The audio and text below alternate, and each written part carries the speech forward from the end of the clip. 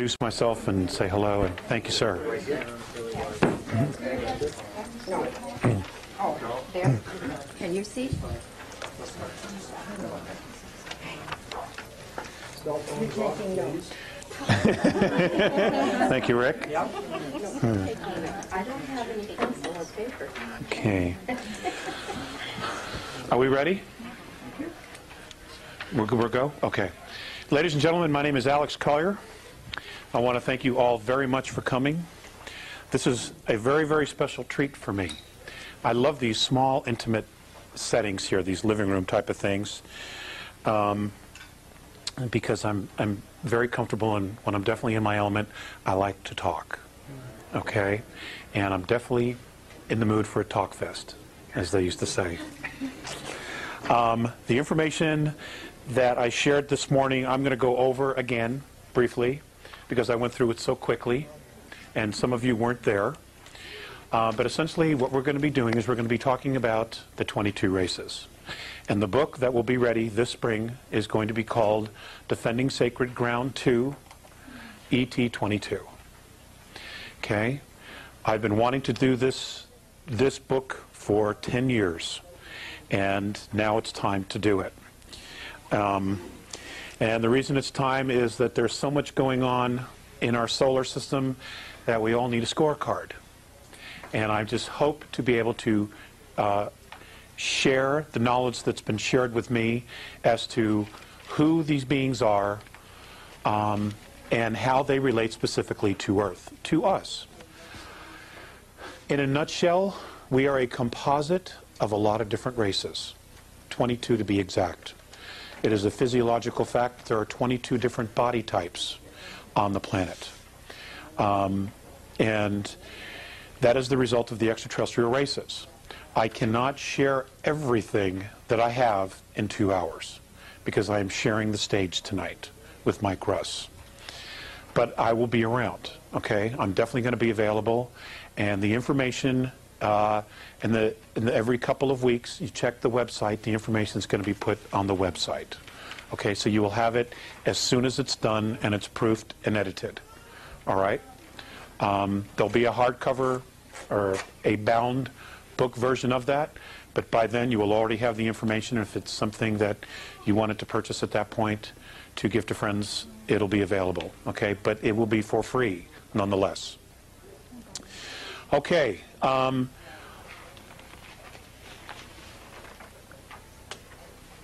not going to go into how it all started for me. For 13 years I've been telling that story, and I refuse to tell that story anymore. Okay, if you want to know, you can go to the website, www.lettersfromandromeda.com, and all the information's there, including book 1, which you can download for free. I'm doing that for the video, pretty much. Okay. Now, Earth history, we are taught a very, very shallow version of Earth history. We are also taught that we evolved from a single cell, that essentially we were an accident. Okay, all of us are just an accident. And something happened, something really weird, but yet something miraculous happened to a couple of chimpanzees, and ta-da, here we are. Okay? Should it be so simple? In fact, I like the real version much better than the concocted version. Okay? And so what we're going to talk about, what I'm going to start with, is I'm going to start with some of the Earth-taught timelines of history, and I'm going to blow through specific periods and just move it through to prove a point. This will be much more specific in the book. Okay? Earth formation. We're going to start with the Precambrian time, 4.5 billion years ago to 554 million years ago. Earth-taught history. The Earth is forming, along with other planets in the solar system. Earth is being born. Life is awakening. The first tectonic plates are beginning to move. Fungus, plants, animals, and organisms are developing, and the atmosphere is becoming enriched with oxygen. Okay? Extraterrestrial taught history, or I should say Andromedan taught history. An ancient race known as the Founders who the Andromedans and the Pleiadians believe is an ancient race called the Patal. That's P-A-A-T-A-L. Is on an engineering program whereby environments of planets and terraforming is being done. They're doing this to make these planets and star solar systems suitable and habitable for organisms and for life. Rendering ecosystems that are filled with hydrogen, oxygen, methane, and ammonia. Okay, now take ecosystems, one being oxygen, or some being oxygen, some being methane, some being ammonia, and some being hydrogen. Now these are all gases.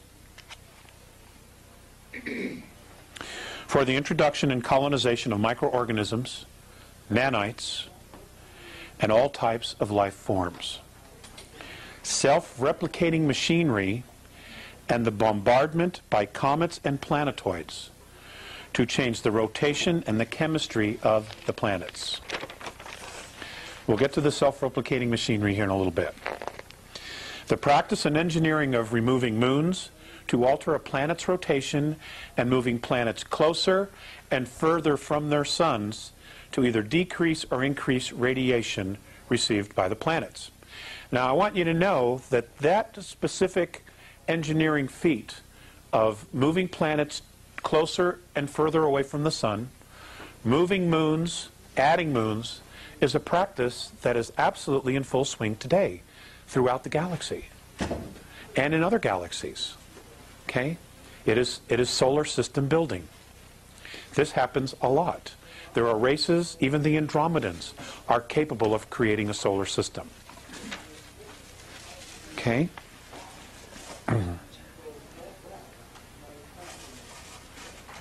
All projects, it appears, were designed to render many star systems and many planetary bodies habitable for organic life.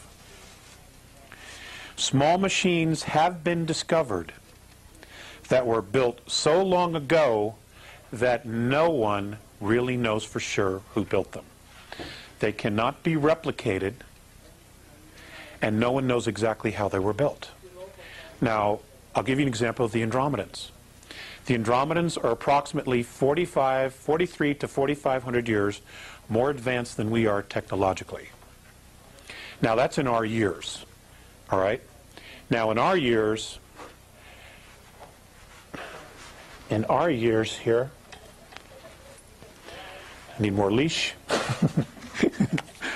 Okay, a year for us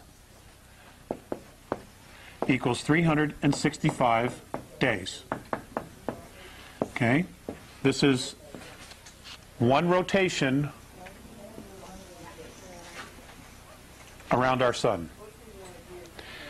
The Andromedans count years in a completely different way. In fact, almost all the extraterrestrials do. In their concept of age, of counting, especially in this way, what they consider a year is when every cell in their body has been fully replicated. Now, if we did that, 1 year would be equal to 7 years in our body. Okay, so it takes approximately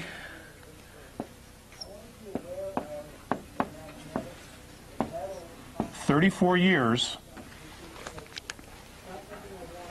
for their bodies in our time to replicate every cell in their body in our time. Okay? So it's hard to give you exact dates of when they say something happened to put it into our timeline, okay, of years. Okay? Because in reality, if I say it was 4,000 years ago, then it's a lot longer than that. Okay? But they've had a very hard time explaining to me exactly in our Earth time because they don't deal with the concept of time. You know? They just don't. All right?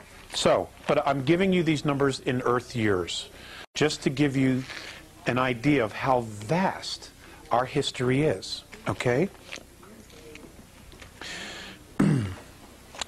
Now, amazingly, these machines still work. The machines do not have a name in the English language, okay? They don't even have a symbol that we could comprehend. So it's been explained to me that it is considered an antimatter machine. Okay? It creates matter. It creates molecules, which then create atoms, which then creates physicality. And these are actual machines. They're like computers, where you can program it for what you want, and this machine will literally bring it forth and manifest it. And there it is, physically there. Okay? Now, if each one of us had one of these machines, it would be like winning the lottery every day. You know? Mike likes to do VWs. He could make himself a new VW as soon as the new models came out, as soon as he knew what he wanted. Okay? I could create a babysitter. You know, so that my wife and I could go out. Okay, and that's what now. Apparently, there are 7 of these actually working, and 7 different races have one of these machines. Now, these are archaeological finds, discoveries, these atom-making machines, for lack of a better word. Is that on the Earth?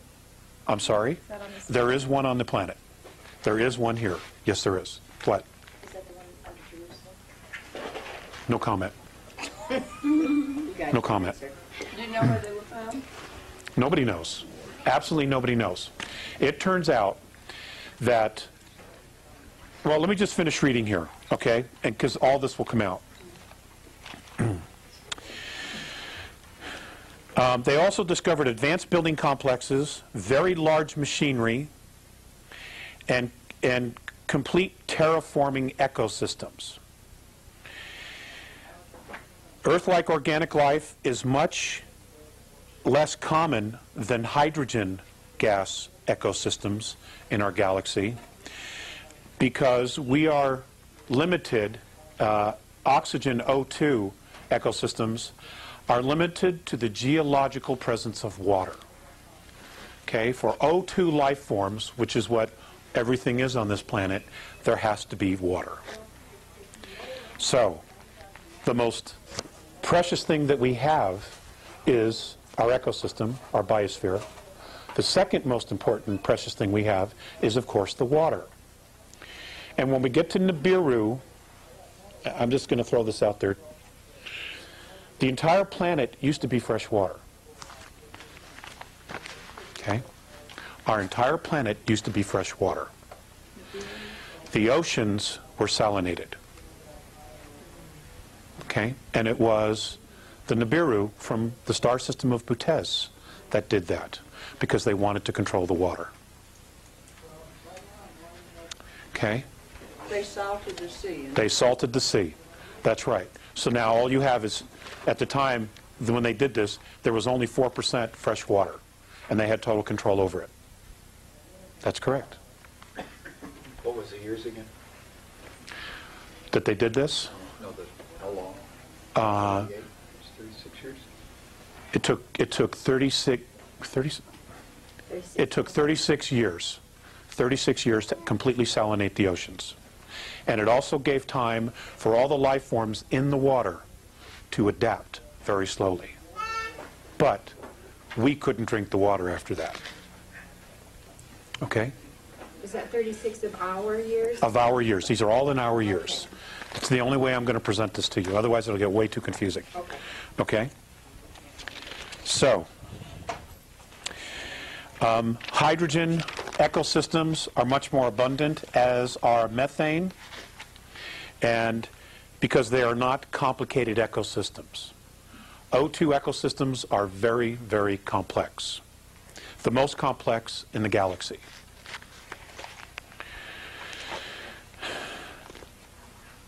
Archaeological evidence, records, and legends point to the founders, quote unquote, the Patal, as the creators and caretakers of this galaxy. The disappearance and or extinction of the founders appears to be deliberate.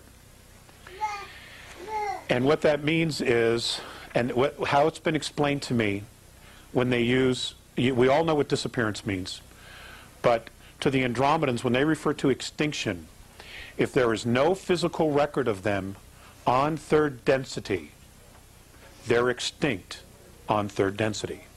That doesn't mean that they're gone. It could be that they evolved or ascended to a higher frequency, or they dropped down to a higher frequency to create third density, and when they were done, they left. But they are extinct on third density. Okay? See, in sharing this information, this particular information that I'll be sharing in the next year, it's important to stretch yourselves to try to think holographically here, okay? Because there are so many implications to this information, and it's difficult to try to express that because the English language is so limiting, you know, to try to give you a concept about how this was all done.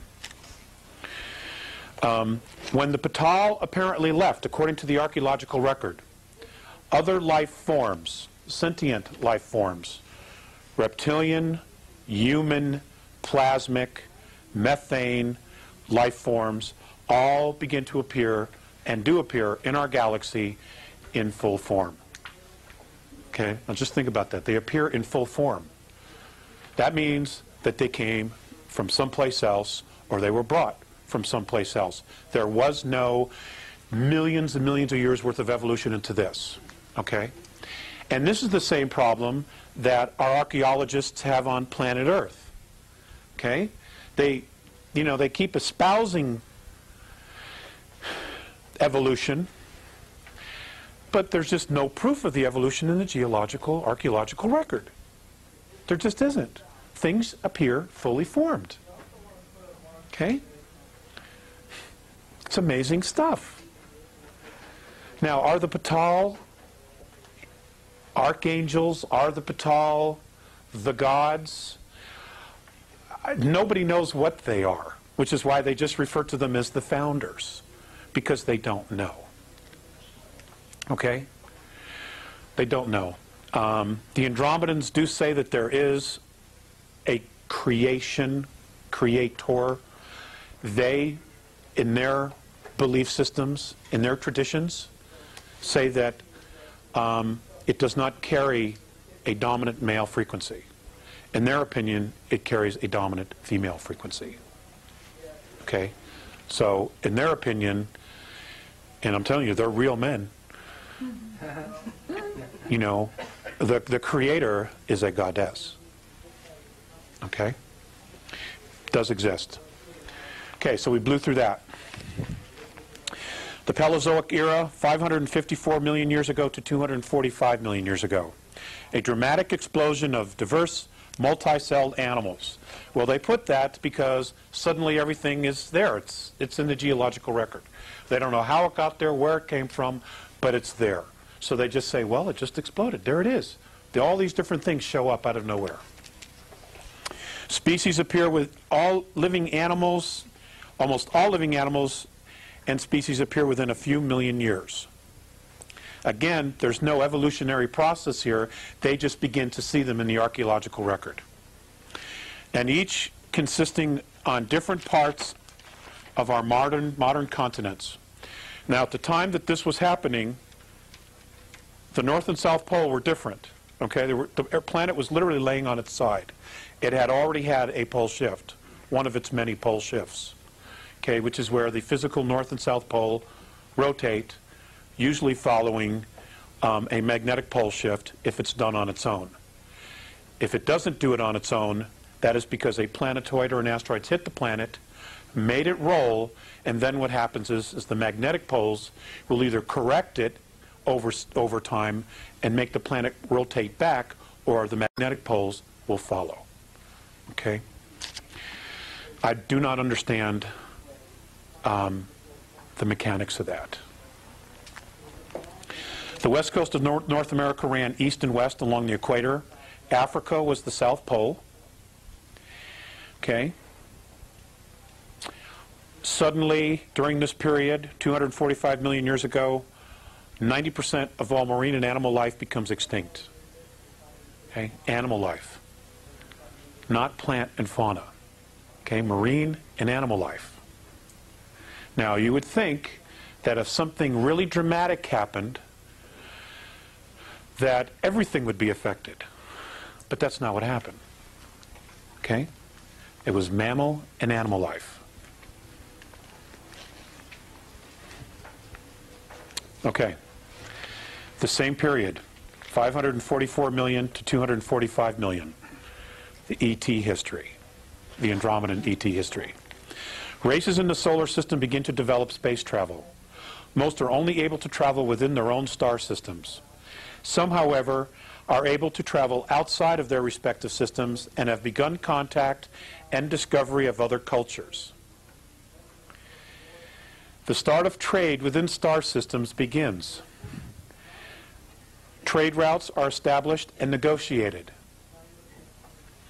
The sharing of technology has begun, and the development of new systems of space travel has also begun, because now the space colonies, the different races that have been established here that came in and fully formed, have now figured out how to get off their own planets, and now they're talking to other people, getting different perspectives, and they're sharing ideas, okay, and sharing opinions. I've not touched on this, and I won't touch on it in this lecture, but there were also a lot of misunderstandings, okay, that went on here, especially between the hydrogen planets in cultures and the O2 cultures. And I'll explain why there were some different misunderstandings later on when we get into this. Okay, treaties were forged between star systems and races. One particular race of sentient beings, which was much more advanced in space travel, set out to explore the galaxy. That is the Alpha Draconans, the Seeker. They were the very first, according to the Andromedans, to actually get off planet. And they were, at the time, the most advanced. Okay? They're an incredible race. They are an incredible race. They just have some incredibly ridiculous prejudices and biases. Okay? But that doesn't take anything away from the fact that as a culture, they've done some incredible things, you know? And a lot of other races have learned from them as well. Their spacecraft, at the time, were hollowed out moons and planetoids, which they refurbished, built out, created their own internal ecosystems, and fitted with propulsion. Some of that using fuel, which is not oil like we have here, but it was some kind of a gel that was mined in their star system. And kinetic engines. They created kinetic engines. What's kinetic? Energy. Focused energy. Electricity, a type of electricity. It's my understanding. Well, now, which... Let's hold the questions. Let's hold the questions, okay? I have a lot of material to go through. The Mesozoic era, which is 245 million years ago to 65 million years ago. Robin, write down your question, okay, please. Okay, Earth taught history. Mesozoic means middle animals. It is the time during which the world's fauna changed drastically. Now, it didn't change before, but now suddenly it does. And great change in terrestrial vegetation. The dinosaurs evolve. Well, they show up out of nowhere. Okay, and evolve into the Triassic and then Jurassic eras, only then to become extinct. Another planet-hitting asteroid hits the Earth in the Atlantic Ocean off the coast of Colombia, what is now known as Colombia. Now, were they deliberate? Nobody seems to know if they were or not. But what's interesting is that every time the planet gets hit with an asteroid or there's a pole shift, there's a radical change in the Earth's ecosystem. And what happens is it becomes more and more friendly for human life. Okay? 244 million years ago, we could not live on this planet. There were just too many things out there that would have hurt us. Okay? Extraterrestrial history, 245 million years ago to 65 million years ago. Many planetary civilizations have full space travel. Interplanetary trade is extremely established, and the need for natural resources increases and causes the exploration of the galaxy by advanced sentient beings.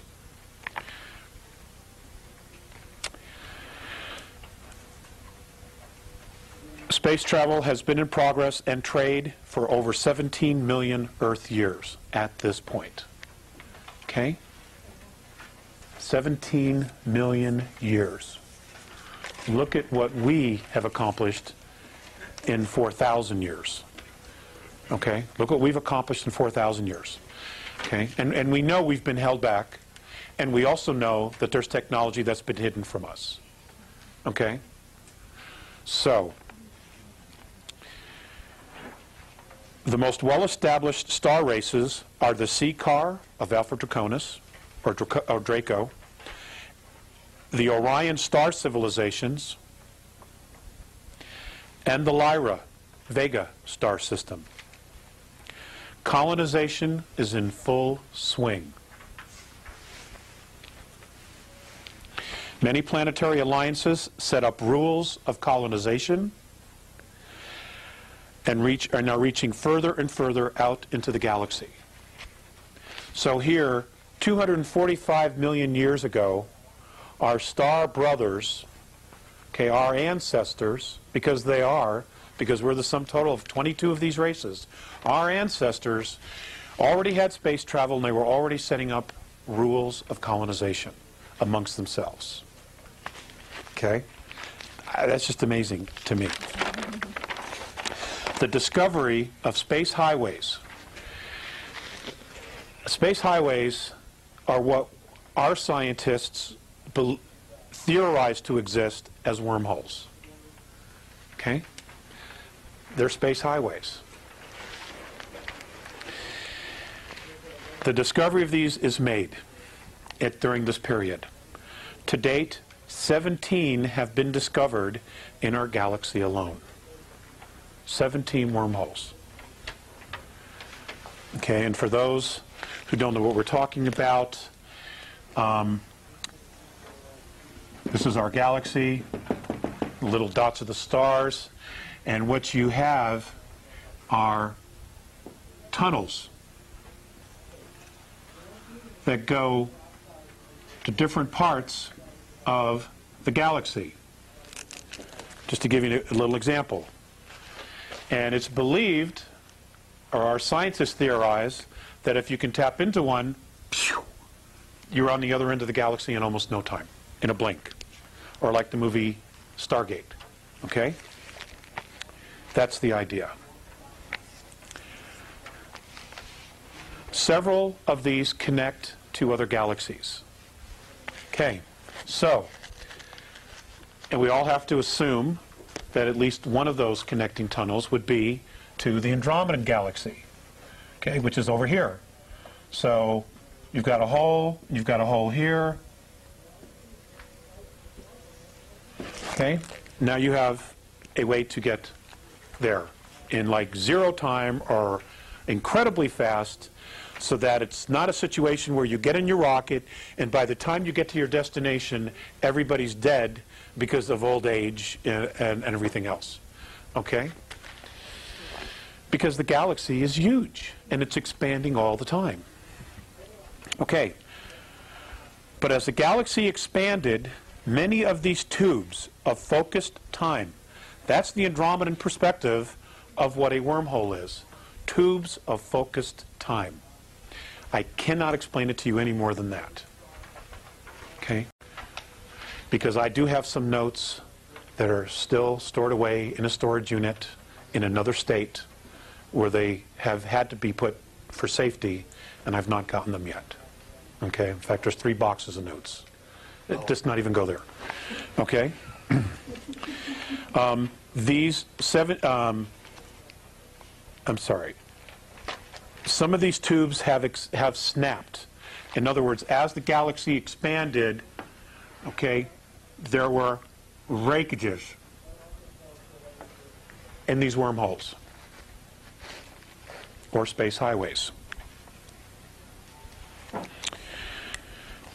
No galactic races to the present time, and this is as of 11 months ago, Earth time, okay, knew how they were built or who they built them or who built them, and they can't be repaired because we don't know how they were built. Nobody knows how they were built.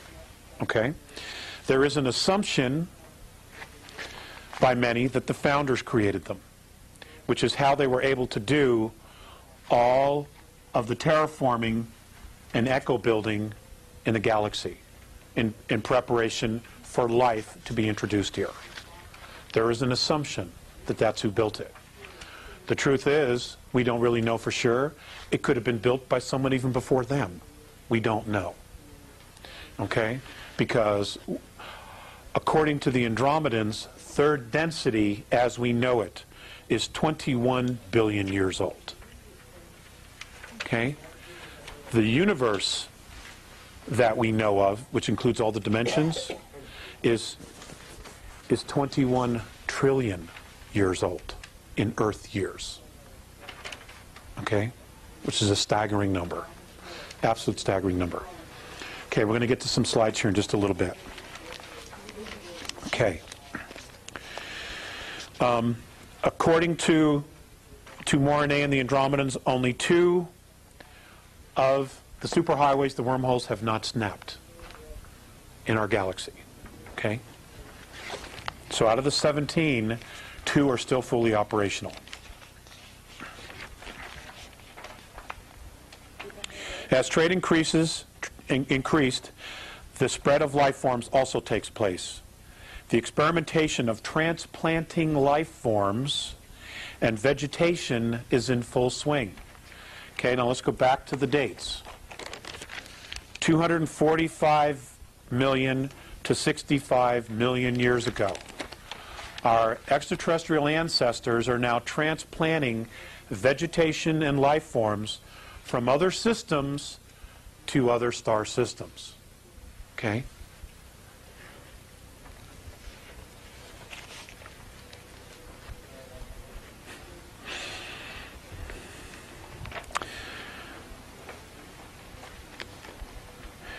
The transplanting of life forms is only with life that has potential. Now, what their actual definition of that potential is, I can't tell you because I don't know. But according to Morine, this potential can only develop in complex ecologies. And by far, the most complex ecology or ecosystem in the galaxy is O2, oxygen-based, which is what we are. Truly complex ecosystems only occur in a relatively small number of planets in the galaxy. Now that might be, several billion planets, but when you take into account, how many suns and how many actual star systems we have, it is in fact a small amount. Even though to us, we would say, my God, there's 200 billion Earths out there.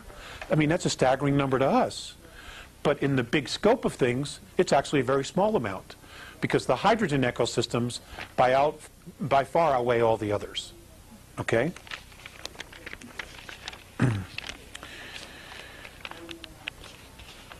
It follows that a complex ecosystem, planet-wide ecosystem, is the next most valuable thing in the universe to consciousness.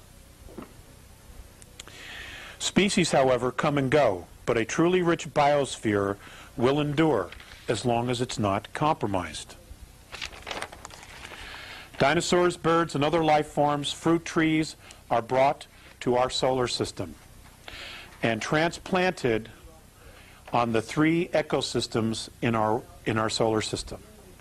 They are Earth, Mars, and Uranus.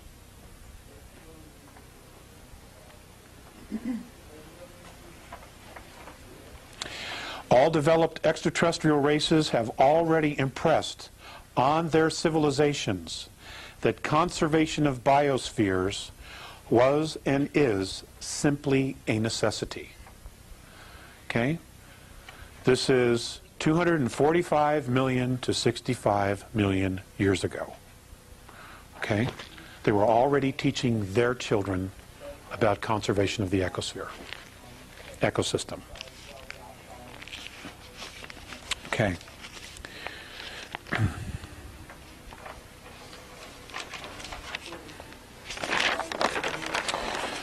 The Cenozoic era, 65 million years ago to present.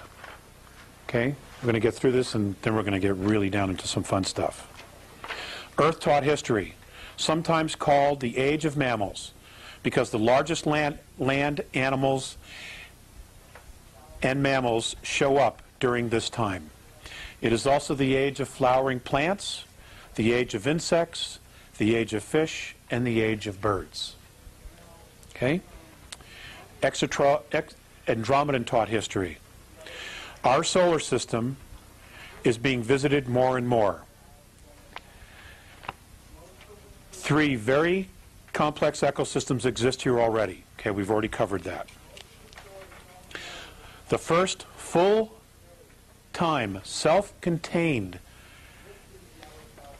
biosphere called an Eden. And I'm going to use that word because that's what the Orions called it. That's what the Draco have a different language, but that's what the Orions called it. That's what the Nibiru called it. That's what the Aldebarans called it. And that's what the Pleiadians call it, an Eden, okay? Which is like a garden.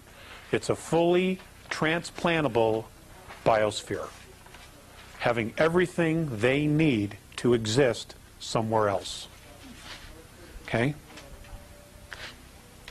Now,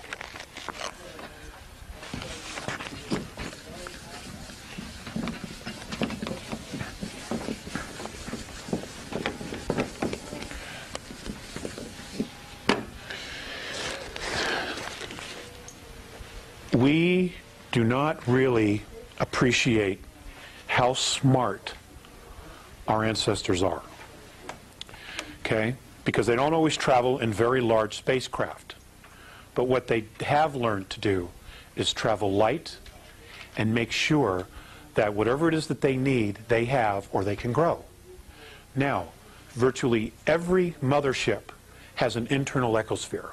Every one. Now, we see the scout craft, we see the 4, the 5, the 100-mile craft. The 100-mile may have some kind of an ecosphere inside of it because it has a crew. That crew needs to eat. Okay? So they will create a park-like setting, an ecosphere, inside those spacecraft. Most of the craft that have hit the Earth are just little scout ships. Okay? If a 100-mile mothership hit the Earth, we'd have a pole shift, and everybody would know about it. Okay?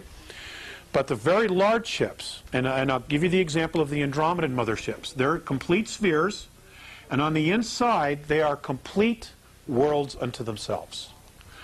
In the center of these crafts, and they may have as many as 3, they will have ecosystems, parks, as big as 21 miles long. The one that I saw was 21 miles from one end to the other. For me, and it was 900 miles. Okay?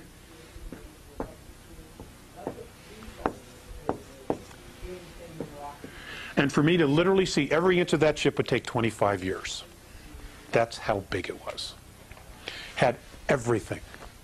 Everything. In these parks, you could not even tell that you were in a spacecraft. You would think you were in a park, you know?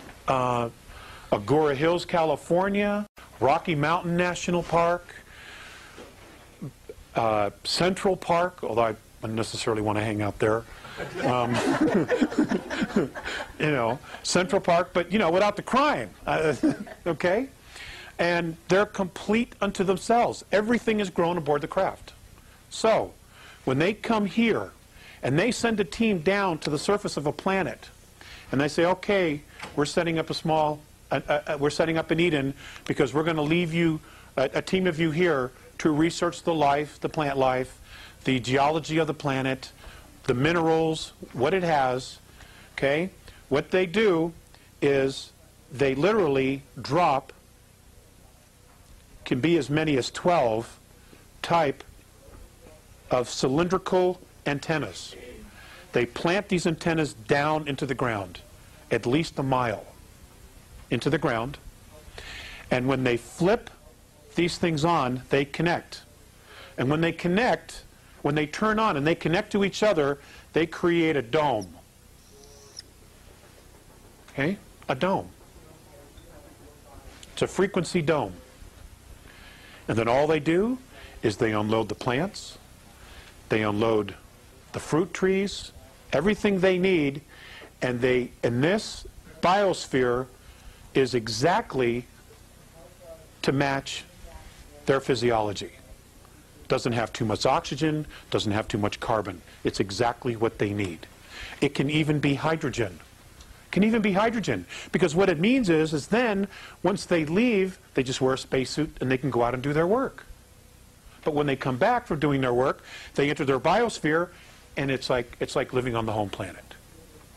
Okay? This is what I'm talking about. This is what an Eden is. Okay? This is what Richard Hoagland's been talking about all those years with the dome structures. This is what he's talking about. This is what these things were for. Exactly. Okay? It's good stuff. God, it gives me the chills. Okay. The very first one was founded in North America, what is now North America. Okay? Along what is now known as the New Mexico-Arizona border. And it was founded by and established by the Seacar, which are a hydrogen-based life form. Okay? So they had to have something like this. Now, hydrogen is a gas, okay? It's not something we can use. We can't, our physiology simply will not allow us to breathe and live in an environment like that. But hydrogen, the beings tend to be very large. They tend to be a little bit slower in movement. Their body frequency, the rhythms of their biosystem are much, much slower than O2. And the one thing about hydrogen-based life forms is that they cannot go faster than the speed of light in space travel. They can't. Where O2 have been known to go 4 times the speed of light. Okay? And that's been a real problem for the hydrogen-based beings. Okay?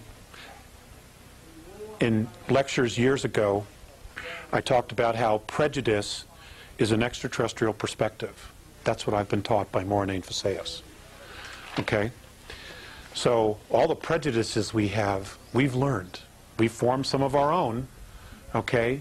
But the initial not liking any of your own race was taught to us by these guys, okay? Millions and millions of years ago. Okay. Now, this first Eden was created 899,701 Earth years ago. Okay? And this was by the Seacar in New Mexico, Arizona border. Okay? They still fancy the desert. still fancy. They still fancy the desert, the reptilians. Okay?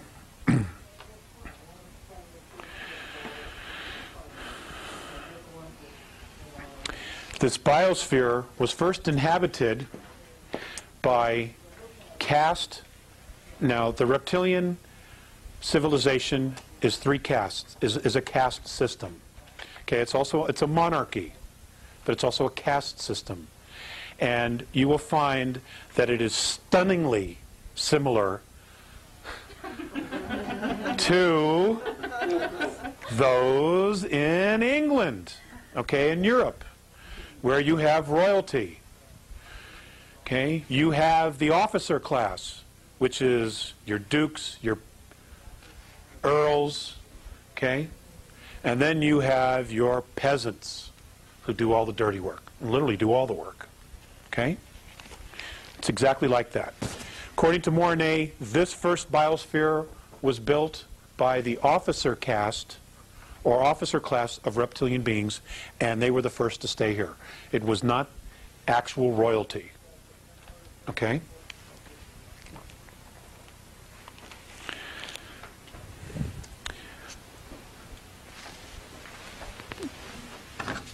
Okay, everybody have this? Okay. Several thousand years later,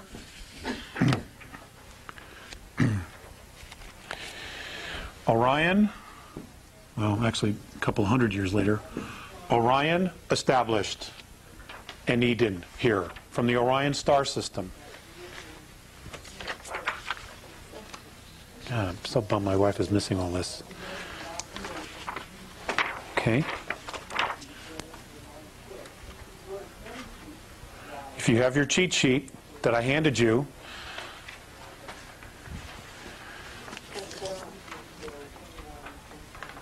huh? Oh, yes, I'm sorry. Good. Thank you, Mike. Okay. In Orion, they come from Rigel and Betelgeuse. Now, okay, that's these systems here.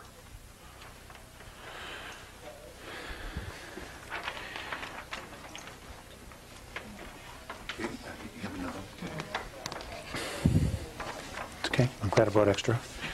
Now, Rigel, the star we call Rigel, the Orions, their name for this planet, for this star system, is Cyclopesis. In their tongue, it is called Cyclopesis. And whenever they go to a formal function of a galactic event, where there are other star races there, and we will get to that,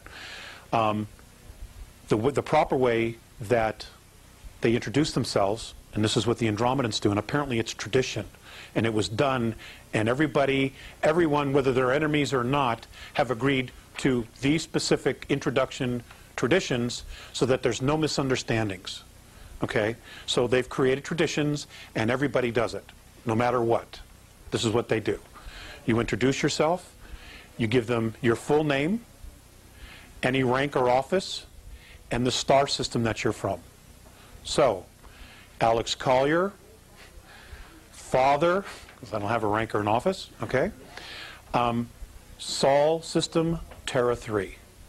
That's how I would properly introduce myself, so that whoever it is that I'm introducing myself to knows who I am and where I'm from. Now, if you're an extraterrestrial, you're all talking, most of them are telepathic. So therefore, they're giving the same information, but as they're giving the information, they're also flashing star maps because that's what's in their head, you know, and the other races immediately acknowledge that because they get all that, okay? Okay, Orion established their first Eden in what is now called, I'm going to write this down for you, Uramani, China. The date, 763,132 years ago.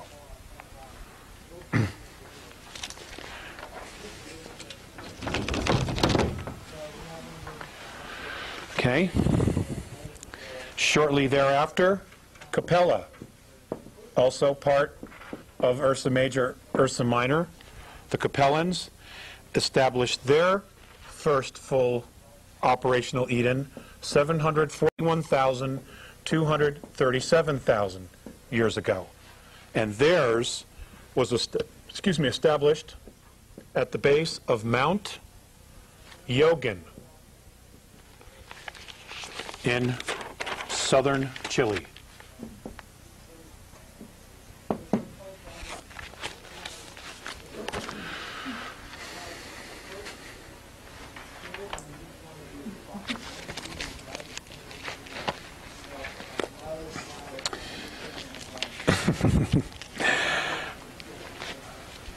Next are the vegans. Now this is not a plant-eating race. I just want to explain that. Okay, they're from Vega. They're also known to us as the Lyrans, who are literally our human ancestors. Okay, they established their first colony 701,655,000 years ago in North Africa, along what is now known today as the Libyan and Niger border. Okay? And I want you to know that on an archaeological perspective, from what I've been told, there in Ethiopia, there are absolute amazing things yet to be dug up there that have been left behind, that, you know, the cavemen did not build. Okay? Okay. Next, we have the Cassiopeans. Cassiopeans, 604,003 years ago. This is an entirely insexual sentient race. That's Algeria, North Africa.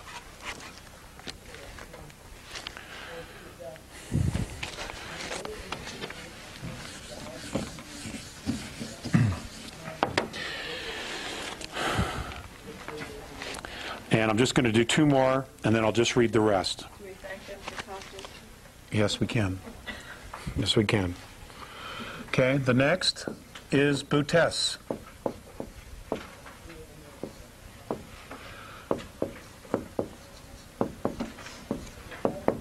Nibiru, we know them today. They established their first Eden 585,133 years ago in Cairo. What a shock, what a surprise. Okay, Cairo, Egypt. And then Orion sent another team here, 87,300 years ago. And this one was established in Perth, Australia. Now, the Earth was not in the position that it's laying in now. Okay? If you were to take the planet as it is today and lay it literally on its side, this is where they were colonizing. But these are the locations we know today. Okay? Now, some of the colonies, after they'd been here for some time, they packed up and they left. They got all the information they wanted. Okay, but the Earth is in constant flux. You got to remember, many of these are hydrogen-based extraterrestrial, hydrogen-breathing extraterrestrial races. So when they go to their home planet, it's dull compared to the very complex ecosystems that O2, that oxygen breathers have and live with. Okay, so they're extremely fascinated, and according to Mornay, what they were trying to do was to not only study the vegetation and life forms here in oxygen oxygen-breathing ecosystems, but they were also trying to genetically manipulate them so that they could take them home and make them hydrogen. That's what a lot of this was about. Okay? This is where, you know, they became geneticists, master geneticists, is trying to convert O2 life forms to hydrogen life forms. Okay? Because we're blessed. Oxygen breathers are blessed with very complex ecosystems, very magnificent ecosystems. Okay. Lyrans, again, came back 83,400 years ago. Has anybody ever been to Basque country? To the Basque? Right. Their language, nobody knows their language, where it came from.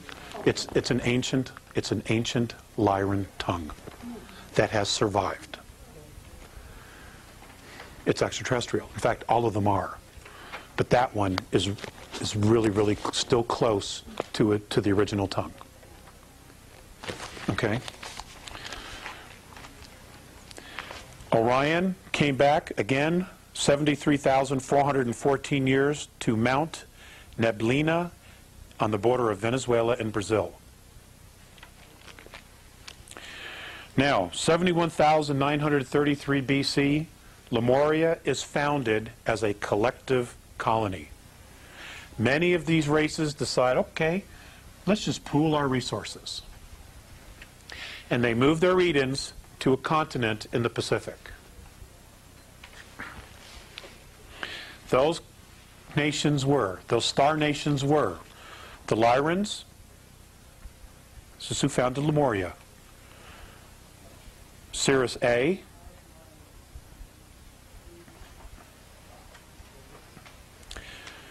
Pleiades, races from Tegeta and Meropa, specifically. Those two star systems, Tegeta and Meropa. Ursa Minor,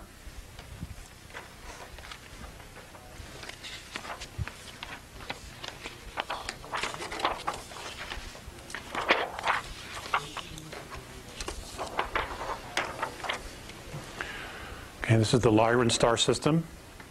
You have your cheat sheet, okay? It tells you where the races were from. Okay, we were all fascinated. Everybody's fascinated. Well, I'm not, but a lot of people are fascinated with the Pleiadians. Okay, so we'll leave that up there because we're going to talk about them in a little bit. And Butes, which is Nibiru.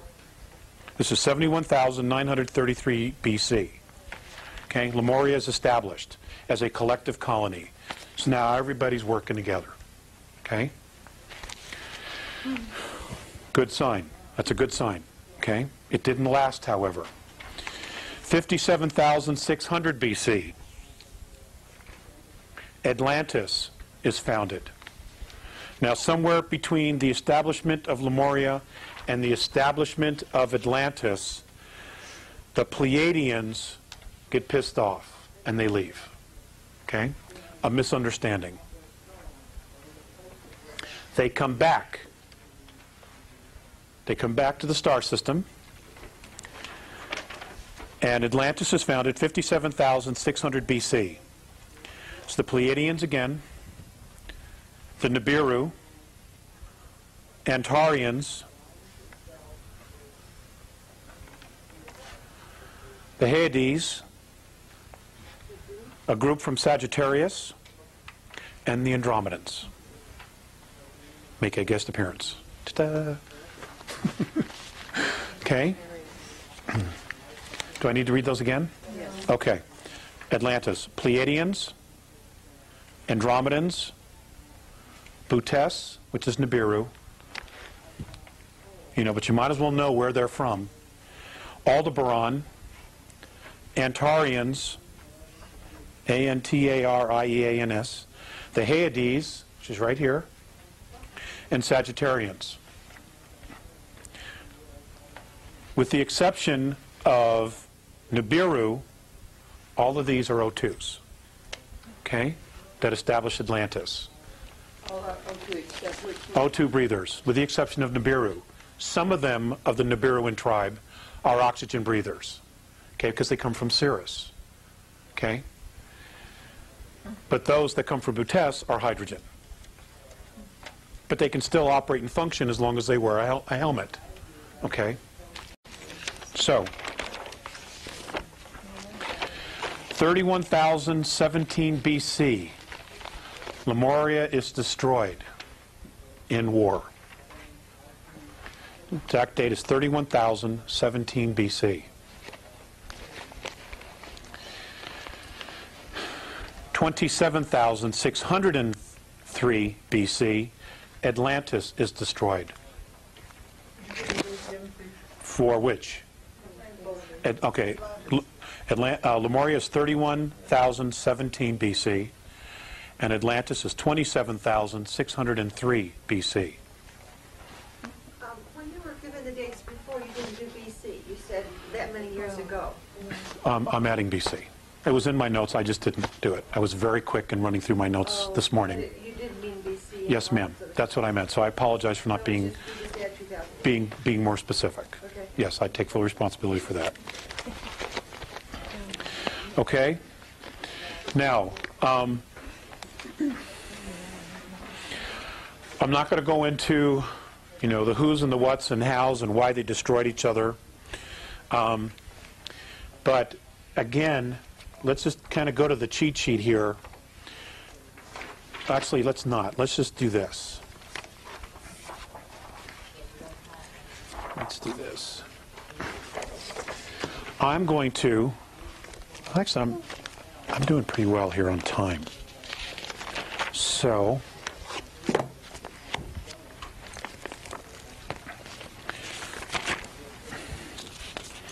let's talk about the races.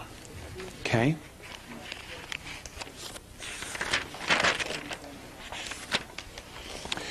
Let's talk about the sea car. Alpha Draconis, the ancestral line of the reptilian races in our galaxy. The sea car themselves, according to legend, do not know exactly where their home system is either. That's how big the universe is, or the galaxies are. Okay, the universe. Okay, that's how big it is. According to the Andromedans, there are 100 billion galaxies known and mapped in the known universe.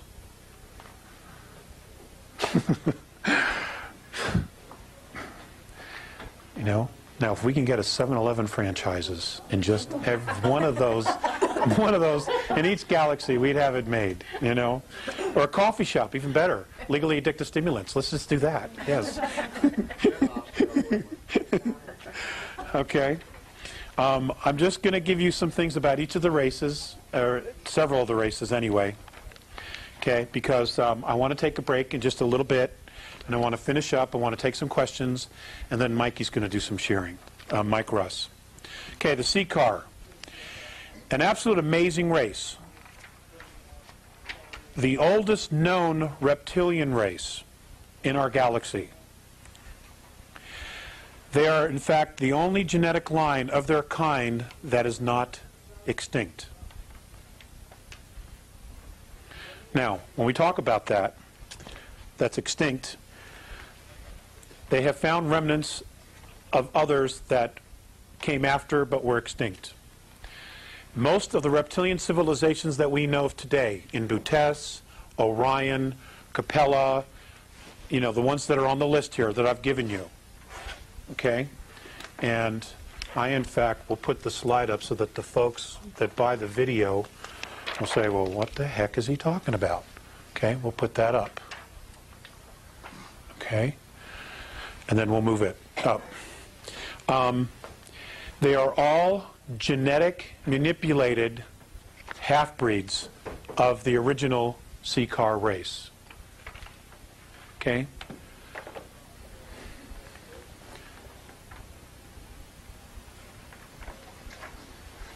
Okay? So, just so that you understand that. They stand 18 to 25 feet tall and can weigh up to 2,500 pounds. They're like They're like Tyrannosaurus rexes. You know, they're monsters. Up to 2,500 pounds. They have black, leathery brown scaled bellies. They have multiple abdomens. They have whiskers along their chin and jawline. They had a mating claw and multiple tongues. I'm going to give you some very specific information. A mating claw. What does that mean?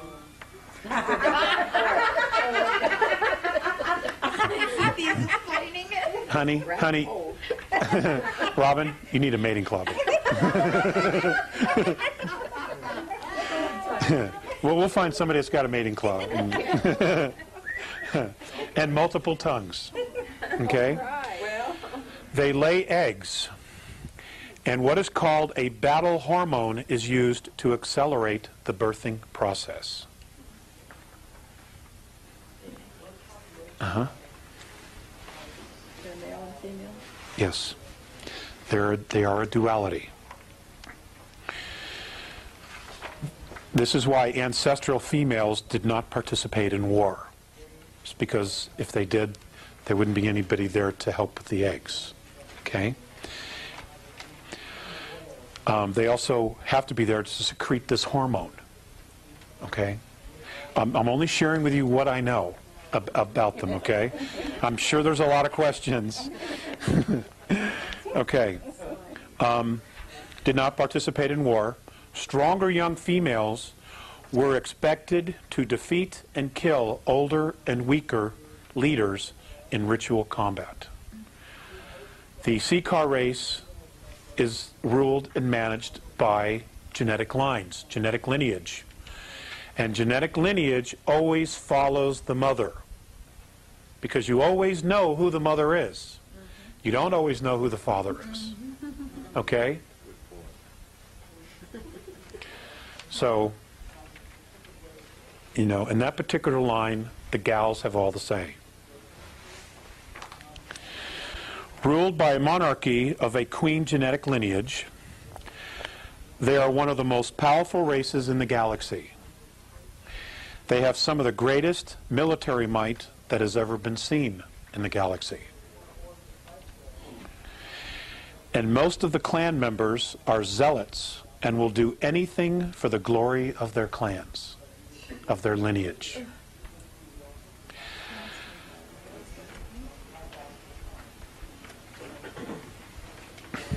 They have been the chief enemy of all human races in this galaxy in past conflicts.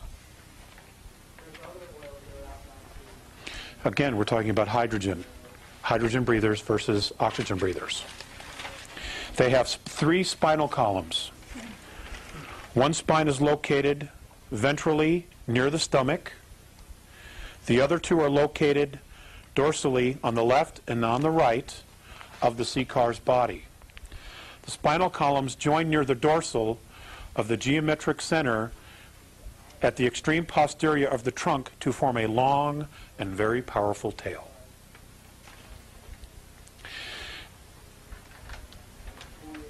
Inside of the hands or claws of the Seeker are jelly-like sacs that excrete various hormones and substances when the Seeker is aroused, either for sex or for battle. The primary purpose of these enzymes is to initiate encrusting of sperm.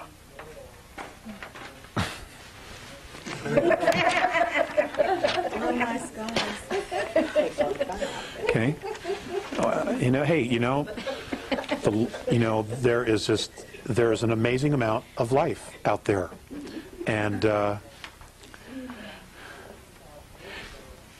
they look at us and they think we're beasts as well. Honestly. Okay. Now,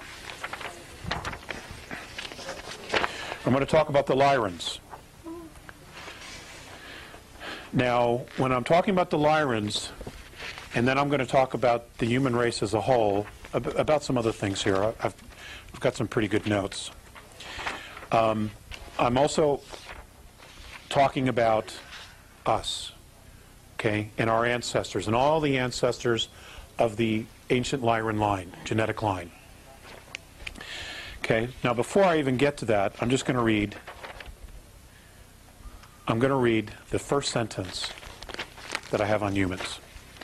The human race is unusual in having all of its members' race derive from one genetic line.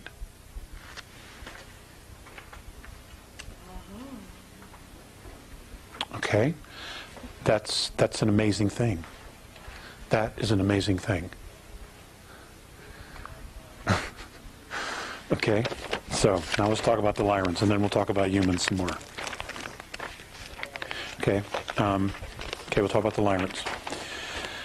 Their skin color is amber, blue, and or red.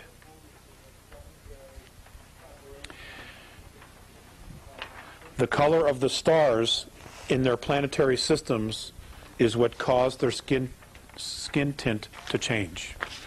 Okay, depending upon the frequency and the UV ultraviolet scale of their stars. Okay?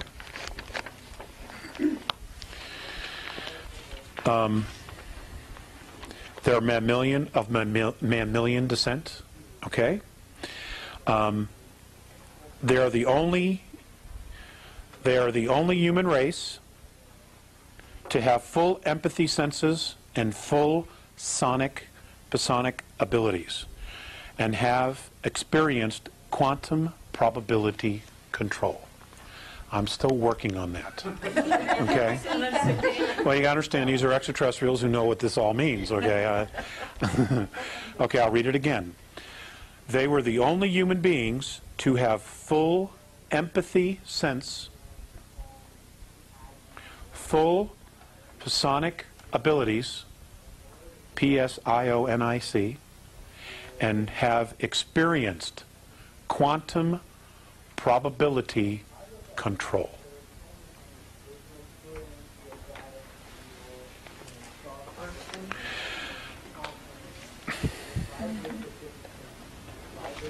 Okay. They are also considered today a retired race that has very little intercourse with other main civilizations. In the past, on Earth,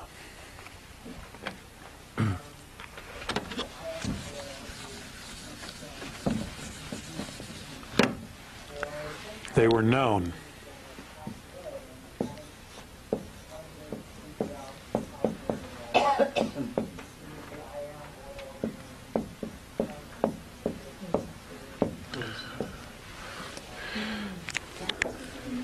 Yes, that's what they were known as. I can't read your writing, I'm sorry. Oh, I'm sorry. Bodhisattva. It's B-O-D, B-O-D-H-I-S-A-T-T-V-A.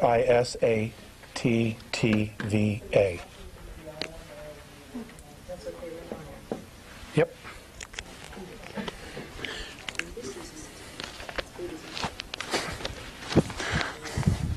Ta-da! Lights go off. That's great. You know, that's great. Okay.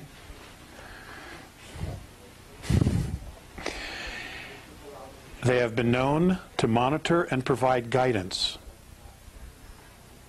for some planetary systems. Some planetary systems today see them as their protectors and guides. They're worshipped, in other words. What's interesting is that the Lyrans prefer to live on ringed worlds. They just have a preference for living on ringed worlds. And on the Andromedan Council, they are known as an elder race, which carries great prestige on the Council. Because extraterrestrial civilizations, ladies and gentlemen, really pay close attention to genetic lineage. Okay, now we're going to talk about the human race as a whole. The Andromedan, how the Andromedans see the human race. Okay? I'm doing this for the people at home so that they can all write this down. Okay.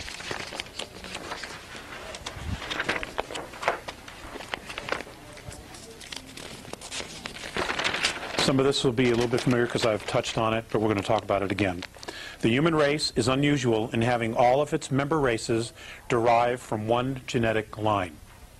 This accounts for the remarkable casual interactions of the great human civilizations.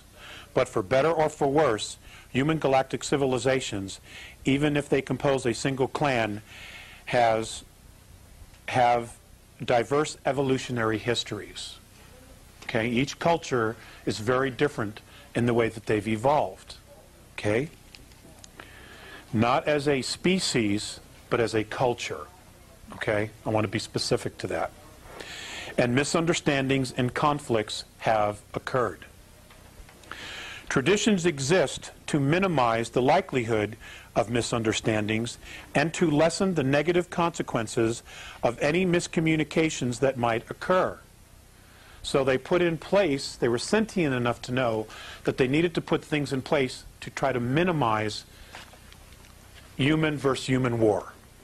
Okay? Well, not on this planet. No, it didn't. You know, and I think they're still working on it. Okay?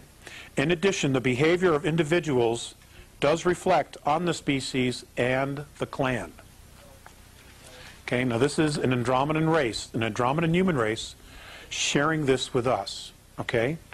That individuals, the actions of individuals of those races, does reflect on the entire clan. Okay? None are faulted for polite or proper behavior. Informality is always at risk of being misconstrued or miscommunicated. The traditions of human interaction were developed by the ancestors over the ages. When an elder race insists that a new civilization observe traditions, okay, an example, the Andromedans come down, they introduce themselves, they say, okay boys, it's time to go to the show. Okay, it's time to go to the show. What happens is, in the show being the Andromedan Council, we are being asked to be invited to the Andromedan Council. What they will do is they will teach us the tradition, the proper way of introducing yourself, of acting before all these other civilizations. Because you will be misinterpreted if you walk in, hey, old man, what's happening? You know, it'd be completely misunderstood. Okay?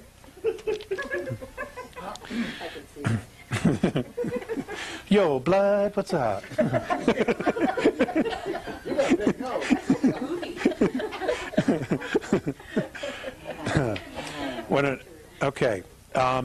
That a young civilization observe traditions. It helps the young races build a culture that will function well in galactic civilization, as well as help guarantee that this young race will become a virtuous and productive member of the galactic commonwealth. That's exactly Mornay's verbiage. I took it word for word. The galactic commonwealth. Okay? It is important that all humans be as polite as possible. This helps both the young and the old cultures, because many old are socio-biologically dependent on ritual. They have become so conditioned that this is just the way you do it. And their civilizations, their traditions are so deeply embedded that they're not going to change. Okay? We have that same situation here on our planet. We do. And can be psychologically disturbed by informal and rude behavior. That's what he says. If the occasion calls for it, apologize, and then speak only when spoken to.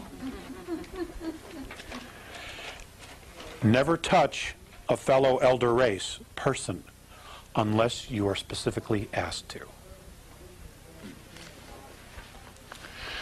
Now, that leads me to something that I was taught which I did when I was brought on board, and I met other races.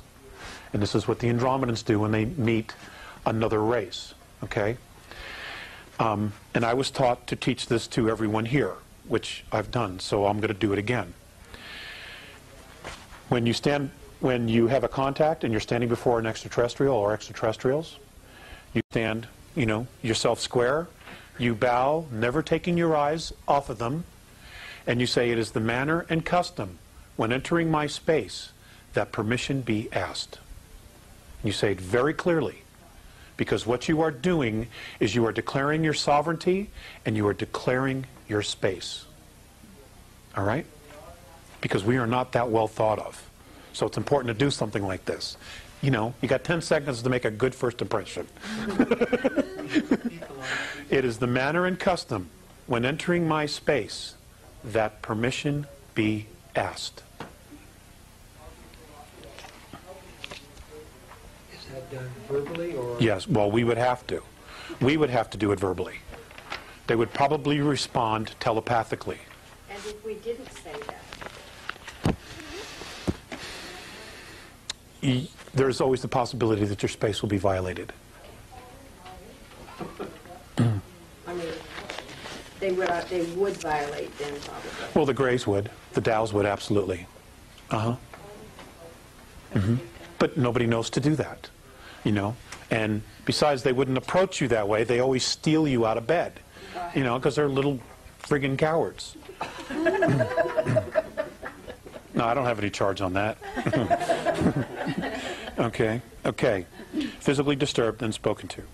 Most human galactic races have 3 languages. And these difference markers are formal, informal, and differential. Now, the differential apparently is what's used in a lot of politics, galactic politics, that particular language. The formal is when you are addressing your own race, like State of the Union. It's also when you are talking to elders. If I'm a young person, I'm a young Terran, and I'm addressing an elder of my race, I'm to use the formal. Okay? The informal is informal. Yo, blood, what's happening? Okay? Okay. The informal marker is not used ever in public. Always ask if both parties are comfortable with the informal language. So I would have to say, "Mike, do you mind if I talk trash?" And Mike would have to say, "Sure, man, talk trash." Okay, and then we're both agreed and I can talk trash. It's probably a bad example, but okay. The informal marker is always used, the formal marker is always used in public, because you always want to regard your partner in conversation as worthy of respect.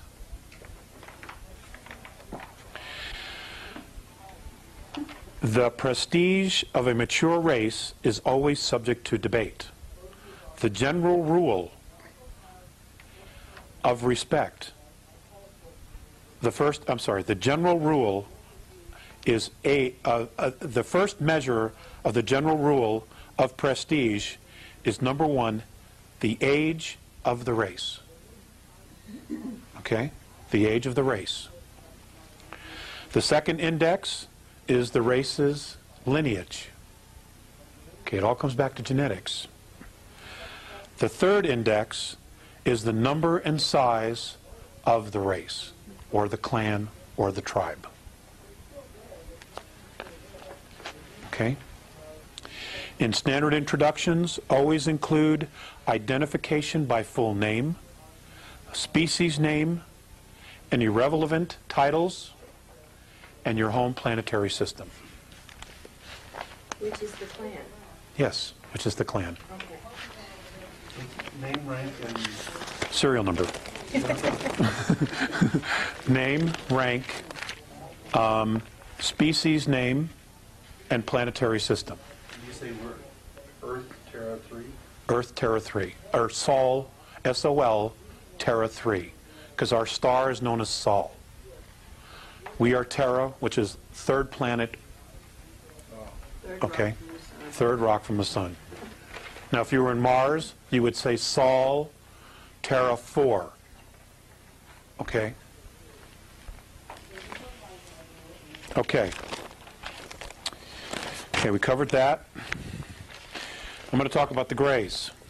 The Dows. D-O-W is how the Andromedans refer to them. You guys want to take a 5-minute break? Want to take 5 minutes? Okay, and then we'll come back and we'll continue. Are you guys enjoying this? Absolutely. Okay, great. I don't like it. Oh, hi. Okay, well, you're not getting your money back. Okay, cool. We're going to take a break. Joe? Where are you from? Yes.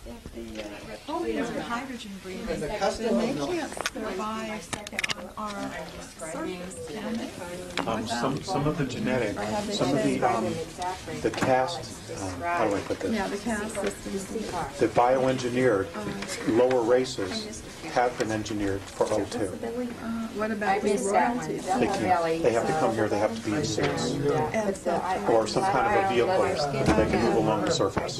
No, if we were able to get them out of their craft, they would die in a few short moments. Because you know, we're hearing about all the reptilians. Right. Well, they were they're geneticists. They were bioengineered to operate within an O2 environment. Right. But they can't go home. They can't go to their home worlds. Well, They were specifically bred. Yes. Do they know what those two wormholes are, the Andromedans, Do they know what they are, where they are? They are. Yes, they do. in the galaxy? Didn't share that with you. No. Exactly where they were? No. Knowing, because I would probably talk about it. And the first thing our military would try to do is do something weird, because they're not always sentient beings. I like that. Which one of the You should races sell is a the film Dow? right to this stuff, and Huh? make money. Yeah, do a Richard Make a film. Do a Richard Hoagland. Yeah, I've heard. Richard deserves a movie. He talks fast enough, he'll promote it all himself and Yeah. watch it all night. right? And he'll provide all the dialogue. That's okay. That's okay. That's all I think. Yeah, he's got some good information. And, everybody's got pieces of the puzzle. Everybody's valuable. Okay. Now, the question was, we're going to talk about the Dows. The Dows are the reticulans, number 7 on your list. Okay, let me change this. D-O-W-S, exactly right. Like Dow Chemical Company, that's exactly right. Okay. Okay, for those of you at home watching the video, okay, the Andromedan word for this particular race, when tweaked and converted into English, is Dows. Okay, they're known as the Dows. Militant race, known to be very hostile to humans. Humans have never been able to successfully negotiate with the Dows. Okay? I'm sure that our military wished they knew about this in the 50s. Okay? Because, they made agreements, they signed treaties, and the Dows have never kept one of them, but they're so technologically advanced that we're having a hell of a time getting rid of them. Okay? When you say human, you don't mean just on this. No, humans. If it was if Mornay meant specifically Earth, he would have said Terrans. Okay? But apparently everybody's had a lot of problem with them. Okay? They are known in the inner circles as a pain in the ass. Okay? That's informal. That's informal, yes. I'm sorry I didn't ask for permission to be informal. Consider his family. I do, actually. I love the small settings. Most avoid them at all costs. They have little empathy, if any at all, for human races, and believe that unworthy species will one day be exterminated. They have participated in all wars of enforcement. I want you to hold that thought, and I want you to write that down. Wars of enforcement. Okay? Because we're going to come to that. We're going to come back to that. But they're hydrogen, right? Yes, they are. The original The original ones are. Okay? They are, in fact, hydrogen. He was probably wearing some kind of an apparatus. The original, the tall, spindly ones. The little ones, you know, the ones that do most of the dirty work, they're, of course, just organic clones. Okay? And they've been, you know, genetically bred to, you know, do the dirty work in O2 atmospheres, biospheres. Okay. They have participated in all the wars of enforcement declared by the reptilian alliances. Now, humans have also had wars of enforcement. Okay? And have been attributed with 3 accidental extinctions in the last 10,000 years. The Dows. Yes, have been implicated, or these 3 accidental extinctions have been attributed to them. Okay? I didn't say humans, extinction of humans. I didn't say that. Okay? Let me read it again. They have been, the Greys, they have participated in all wars of enforcement declared by the reptilian alliances and have been attributed with 3 accidental extinctions in the last 10,000 years. Didn't say who. Okay, so I'm not going to say, yeah, it was humans, because I don't know that. The fact that they exterminated a race is enough for me. Okay? They are under investigation for excessive genetic manipulations of at least 2 races. Your Earth race being one of them.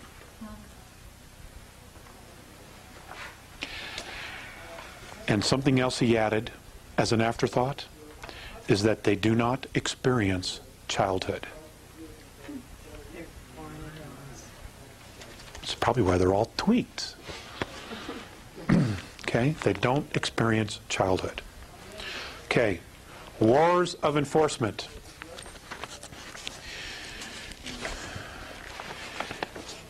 In the human race, a war of enforcement is where someone, whether it's a human race or a reptilian race or a hydrogen breather or an oxygen breather or a methane breather or an ammonia breather, if they cross the line and do something so severe, they will literally go to war to enforce a punishment, to enforce something, a restriction. They will do that. What is going to be happening here in our solar system in the next couple of years is being classified as a war of enforcement. Okay? It's not a police action. They're coming in to kick butt because they've crossed the line. And we're not the only star system. You know, there are 21 other star systems that are having the exact same problem that we're having. This is where you talk about them getting kicked out. Yes, that they want all regressive presences off our system, off our planet and the moon. They want them completely out of here. End of story. They want them out of here. Now, if it's true that the moons of Mars, Phobos and Deimos, are no longer in orbit around Mars, and that they are in fact in orbit around Earth, then something really major is about to happen. Well, couldn't I see them? Apparently people do. Apparently people do. People are taking photographs. They are. People are seeing it. I myself have not. You know. But I live too close to Denver, and there's just a lot of city lights. But there are people back east who say they're seeing them, or people in Europe who are seeing them. You know, who said they've seen it. The solar eclipse in Turkey several years ago. Western European reporters, cameramen, who were taking pictures, got pictures of these two objects. And when they were blown up, they look exactly like Phobos and Deimos, following the moon. Both inhabited? No. Well, yes, they are. Yes, they are. Well, there's both spacecraft. They're both spacecraft. Base for some action. It's a spacecraft. It's an old hollowed-out planetoid, converted with an ecosphere on the inside and propulsion on the outside. Right, it's a spacecraft. It's an older model. You know, you can find it on any good used spacecraft car lot. I want one. You know, and the Dows. Now, according to Mornay, and this was many years ago, before their alleged re-entry into our atmosphere or gravitational field, Mornay had said that the last time that Phobos, specifically, he didn't mention Deimos, had entered the Earth's atmosphere or gravitational field was when the Great Plague began. Was the plague intended to be a genetic manipulation? The what? Was the plague? It was. It was. There are all kinds of paintings and records of spacecraft flying through space. What's his name? The Gods of Eden, William Bramley. He's got it in his book, right? We talked about that earlier, Robin and I. Where, you know, they talk about starships, spacecraft, something flying through space, dropping spores. Okay? Weeding out. It's a weeding out. And this is the Dow spacecraft? Yes, the Dows.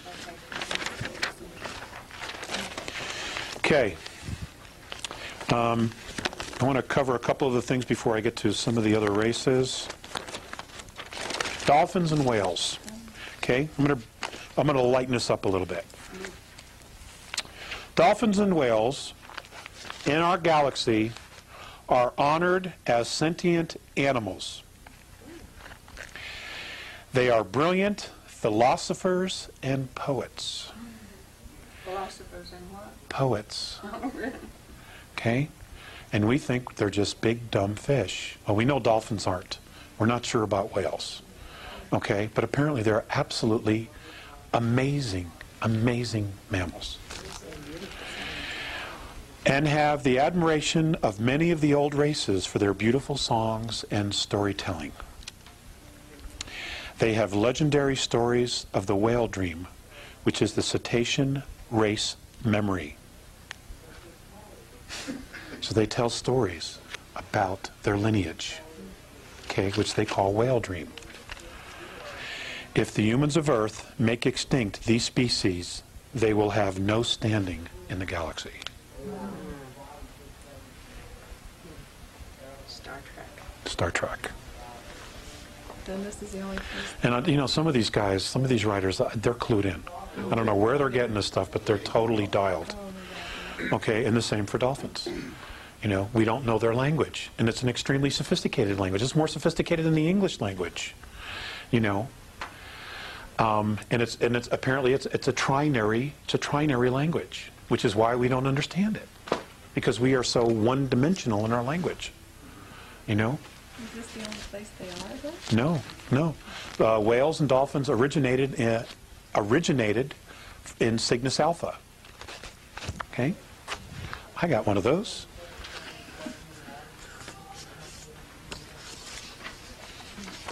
I'll tell them more about the dolphins. Huh? I'll tell them more about the dolphins. Okay. Okay, now if you look on your little cheat sheet.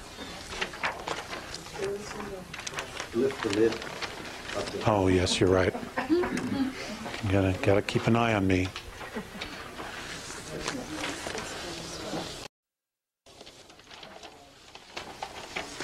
Okay, smaller star systems which orbit around the central suns of Deneb, Sadar, Guinea, and Alberia are where they come from.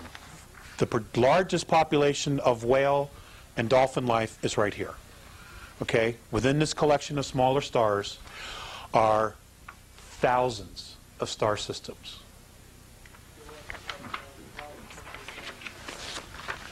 Why were they brought here? For song. Oh, okay. They wanted to migrate. They wanted to explore other worlds. They wanted to add to the whale dream. Okay? And they were brought here millions of years ago, and they are recording. You know, and my understanding is that when they birth the young, they teach them the song. Okay? And the song is the story of the lineage, of their lineage, and the history that they've learned of the home world that they're on. That's the song that they sing. They're singing the song of the story, of the lineage. Okay?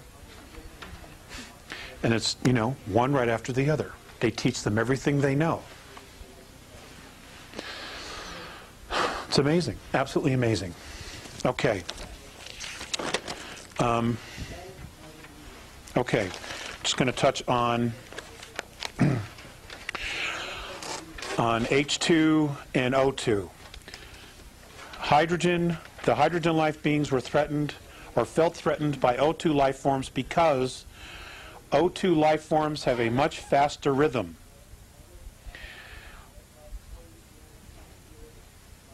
Hydrogen can only travel at near space light speeds.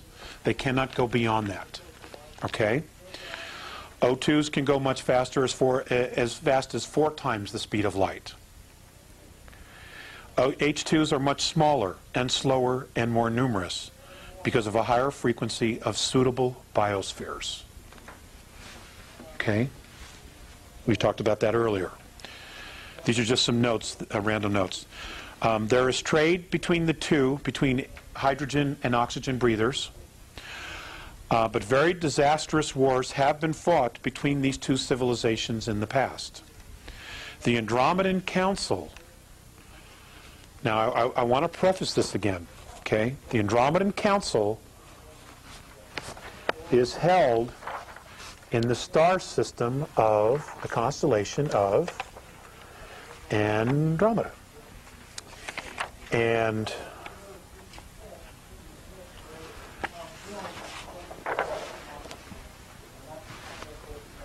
okay, and it's here at Mirosh. Okay, this right here. This is where the Andromedan Council is held. This is also where the star systems of Zenitae, all in here, Zenitae exist. This is where the Andromedan people live.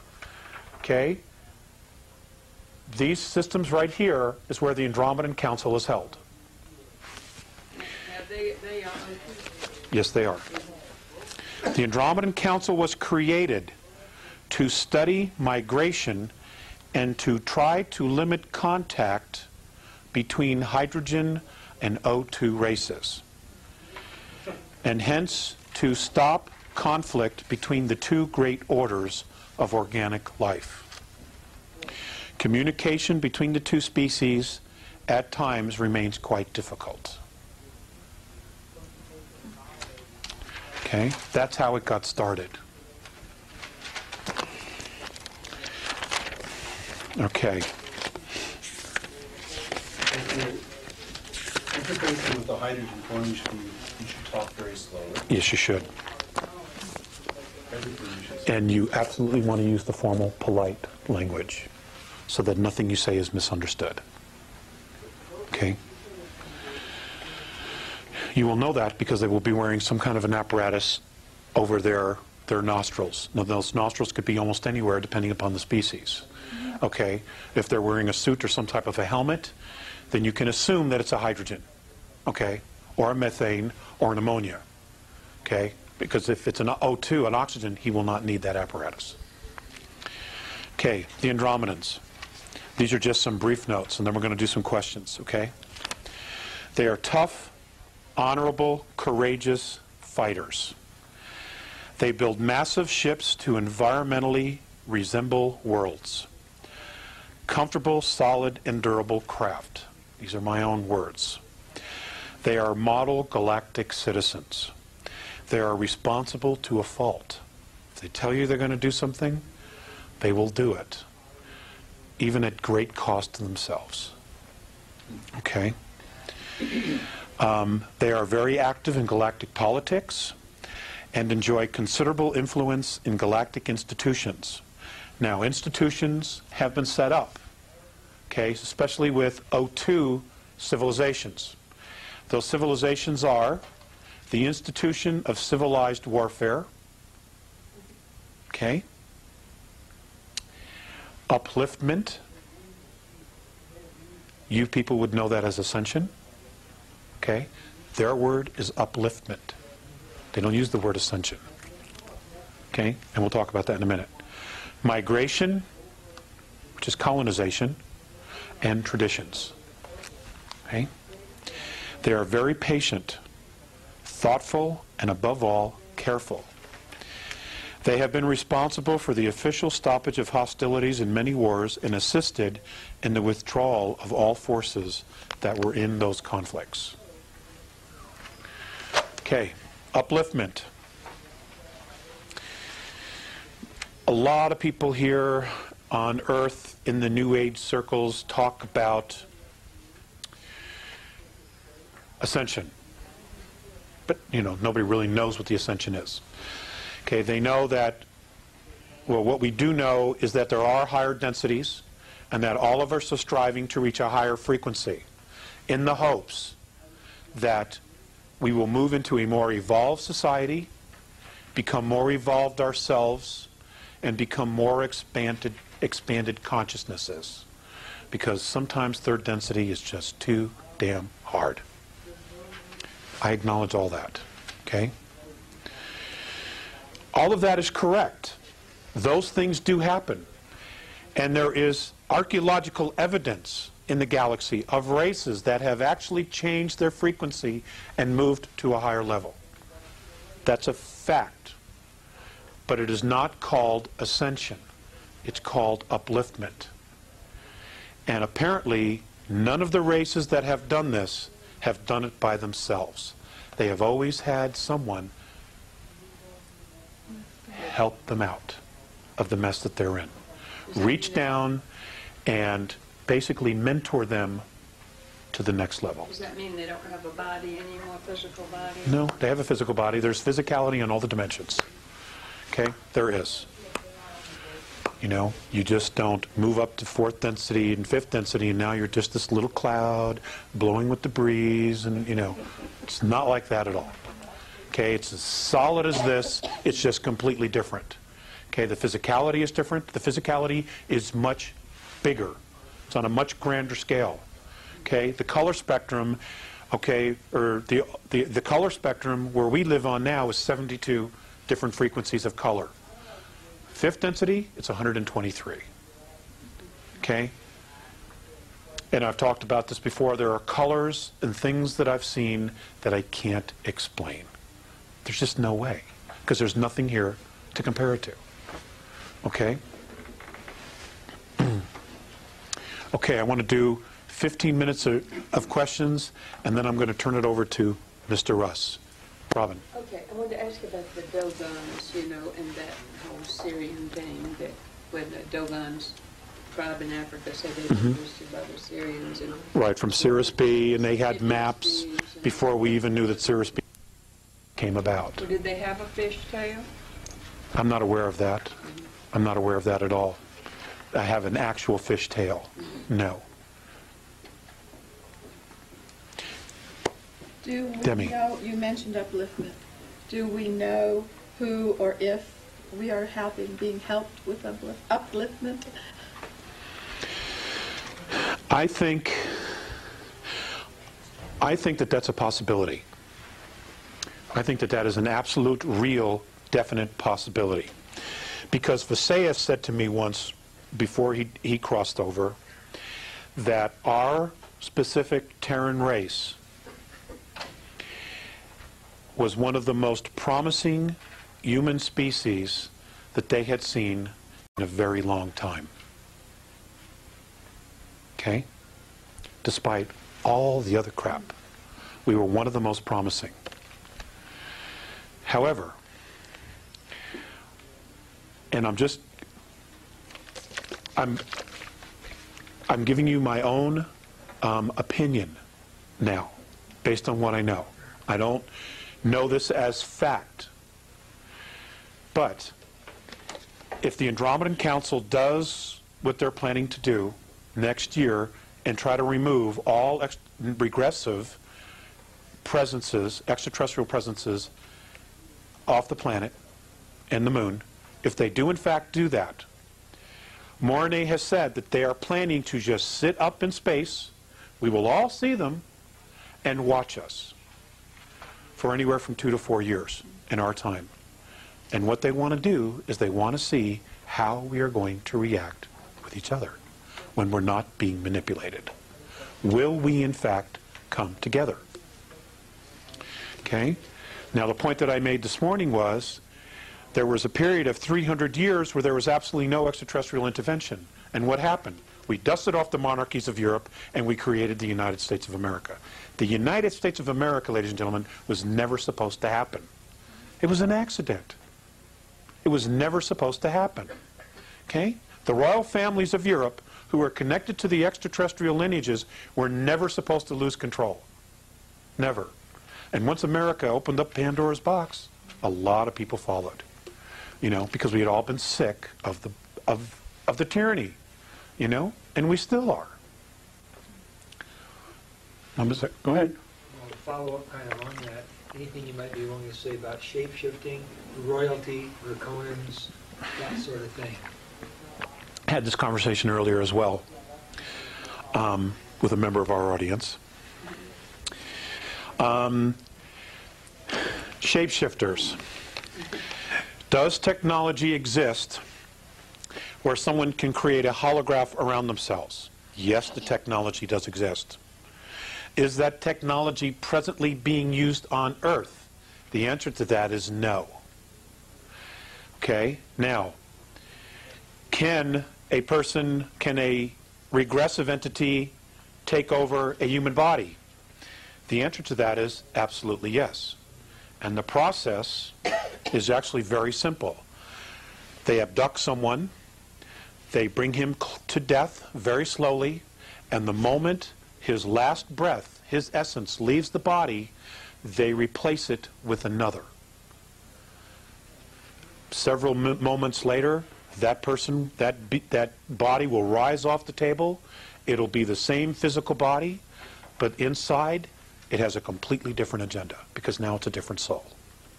That technology does exist. Would you call that a weapon? Yes, I would. Would they have the memory of the original body? Yes, they do. But my understanding is that there's anywhere from 3 to 7 months where there is a transition period.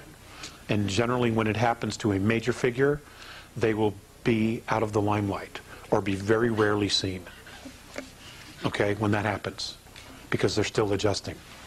Now let's talk about that some more. The word is, well, or what some people have said is, well, I saw them turn into a reptilian. I actually saw the reptilian. Now that's probably very true. Now that doesn't mean that they're actually a reptilian and they're just, you know, using technology to look like a human being. It's a human body. But you got to remember something. Reptilians are not used to the extremes of emotions. They don't have emotions like we do.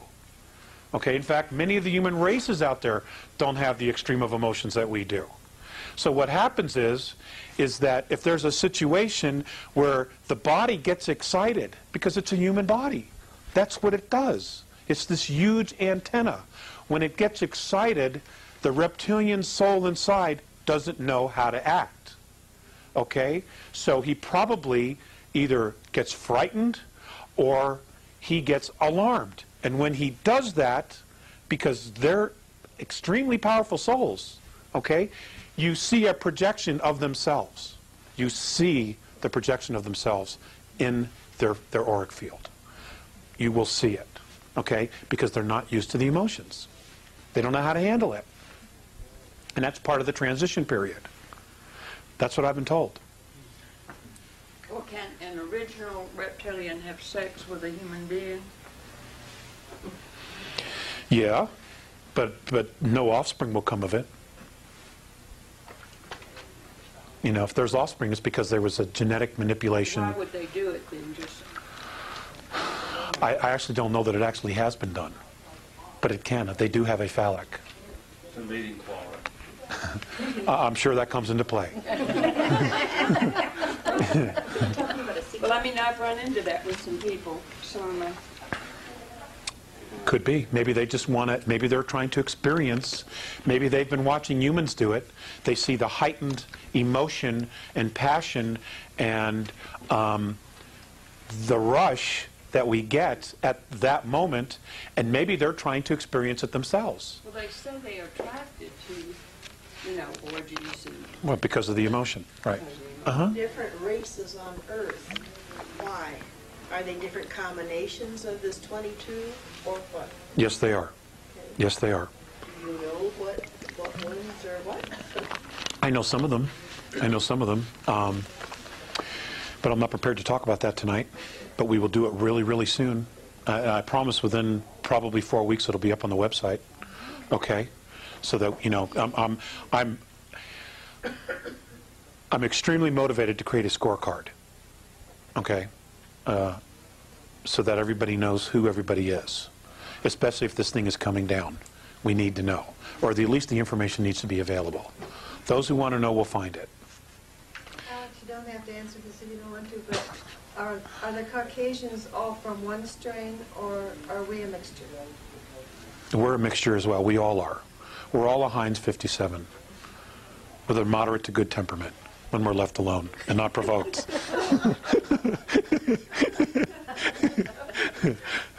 Dave? When they remove the regressives, that must mean Washington's going to be 9 on the empty, but Is there some suggestion? I hope you don't have a problem with that. is there some suggestion how we can take the planet back? It's going to be handed to us. But what we do with it after that will be entirely our responsibility. We will be handed back the planet. I know for a fact that discussions of a download of all of humanity has and is being talked about, where everybody is given exactly the same data of who we are, where we're from, who these beings were, and how we've been manipulated. They're going to basically say, okay, here's the truth. And I don't know how many people are going to be able to handle it. If that happens, they've talked about it. I know that there will be some contact of some sort after the extraction occurs. Then they're going to withdraw, and they're going to watch us. Now, if we will be totally self-responsible for this, depending upon what it is that we do with each other and with our own ecosphere, biosphere. If we're not responsible, they're not going to help us. That was the galactic debate, wasn't it? Yes, it's exactly the galactic debate. And that's the compromise they came to. You paid attention. I like that, David. I like that. That's exactly right. They don't honor themselves. They don't honor each other. They don't honor their home. What is their value? It's exactly what was presented. And the defense was, we've never known ourselves. That's right. They've been manipulated from the get-go. What if it's a few people that take the responsibility, but not the majority? Well, that's why I'm kind of hoping that they're going to do the download. Because everybody will know, and all of us will be starting on page 1. You know, everybody. It would be a huge help. Did you say this would happen next year? The date that they gave me was August 12th, 2003.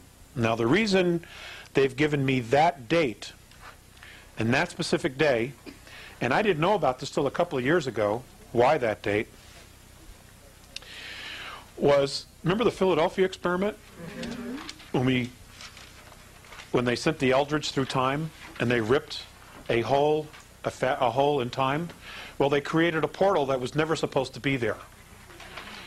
Some of the regressive races that are here and that have been in other places in the galaxy were sucked in through that time hole, and they're literally out of their own time.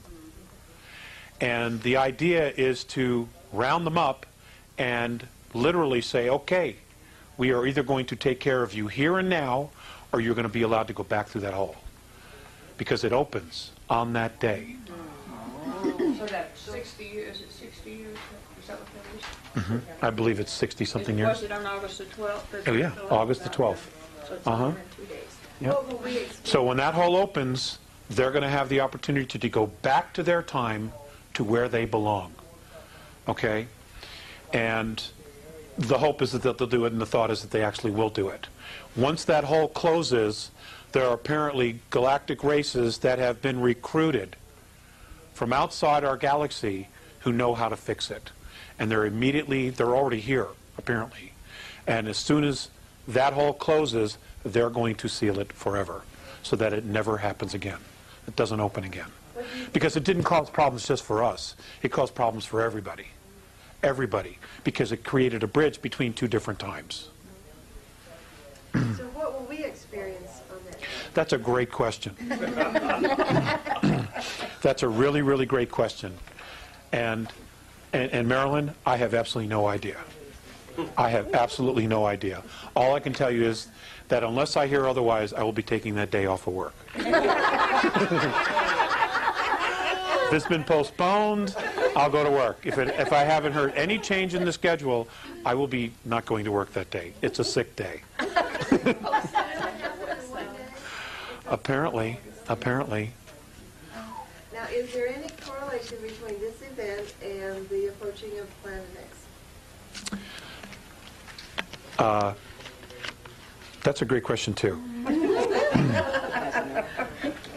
Planet X. 2 years ago, and I'm on the record as putting this on the website,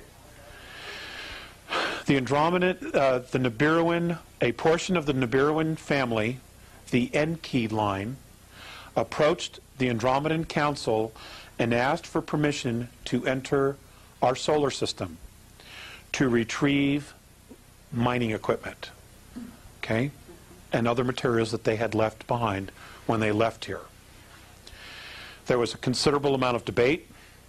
The Andromedan civilization itself was staunchly against it because the Nibiruans are not known for keeping their word. Okay? However, the Andromedan Council itself ruled, okay, we will allow them in. And they are in fact coming. Now, what is coming is not a planet.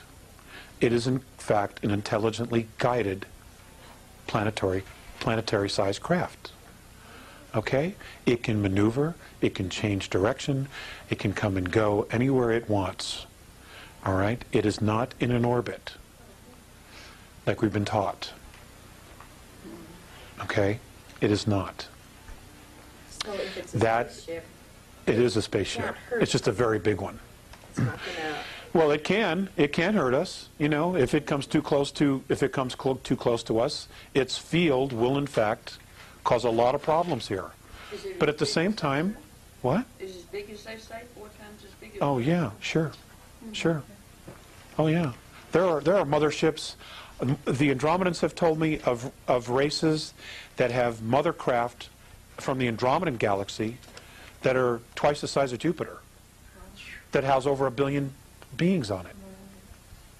That's amazing. I can't imagine being stuck with the same people. Well, let me just finish with the Nibiru thing. Okay? So they're coming. What's going to happen? I have no idea. I can honestly tell you this, though. The Andromedans expect them to not keep their word, to just pick up their mining materials. Okay? Much of that mining materials are in the rings of Saturn, for the record. Okay? And Mikey, I know, will address that issue because he's got some information he wants to share from his own sources. Okay? So another question? A couple more questions and then we're going to stop. The regressives?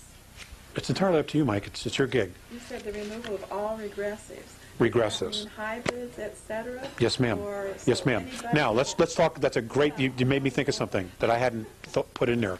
Okay, now exactly what is a regressive? How do they know who is a regressive extraterrestrial or hybrid? Okay.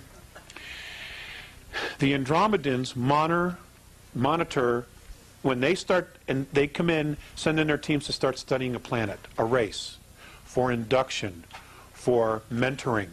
What they do is they monitor their chains of thoughts. Okay? And it is by their chains of thoughts that they can tell who's evolved, who's regressive, who's benevolent, who's empathetic, etc., etc., etc., by the chains of thoughts. They have technology that literally, it's not like it's more than just a picture of a brainwave. Okay? It's like a photocopier. Okay? It literally, you take a brainwave and creates a picture of an intent and of a thought. And if they see a chain of thought that's very regressive, they're marked. And they know exactly where they are and who they are on this planet. They know exactly. You know, and they're not the only ones. There are other races that are part of the council. You know, there's 38 different races in our solar system and just outside of it right now. Okay? And they're all sharing data. And they're just waiting to find out what's going to happen here, to get to go. Would the regressives include humans who are regressive too? Yes, yes it would. Absolutely. Uh-huh. So it's not anything to do with your percentage reptilian or anything else. It's a lot of other things. Like It's a lot of other things. Like a Hitler would be But considered a regressive. He would be considered aggressive, but is he a walk-in? If he's not a walk-in, he stays. We'll have to deal with him. If he's a walk-in, he's out of here. Okay, because he's not the soul. He is not the birth soul. Okay? Okay, are we all clear on that? What's that? Many of them are walk-ins. You know? Many of them are walk-ins. Yep. There is one family, and I've been told not to say because it would get me in a lot of trouble, but I'm going to tell you the circumstances. There is one family where the children are birthed of a line, okay, and when the child reaches 3 years of age, the exchange takes place. Yes. Mm-hmm. Now, this same family, okay, is basically used as a carrier. They're not the actual genetic lineage, but they have been propped up to be the genetic lineage. Wouldn't start with a bee, would it? Do you follow what I'm saying? Okay. Wow. So they're not the actual lineage, but they've been assumed to be? They've been propped up to be the actual lineage because that's the lineage that this particular race has chosen to walk into.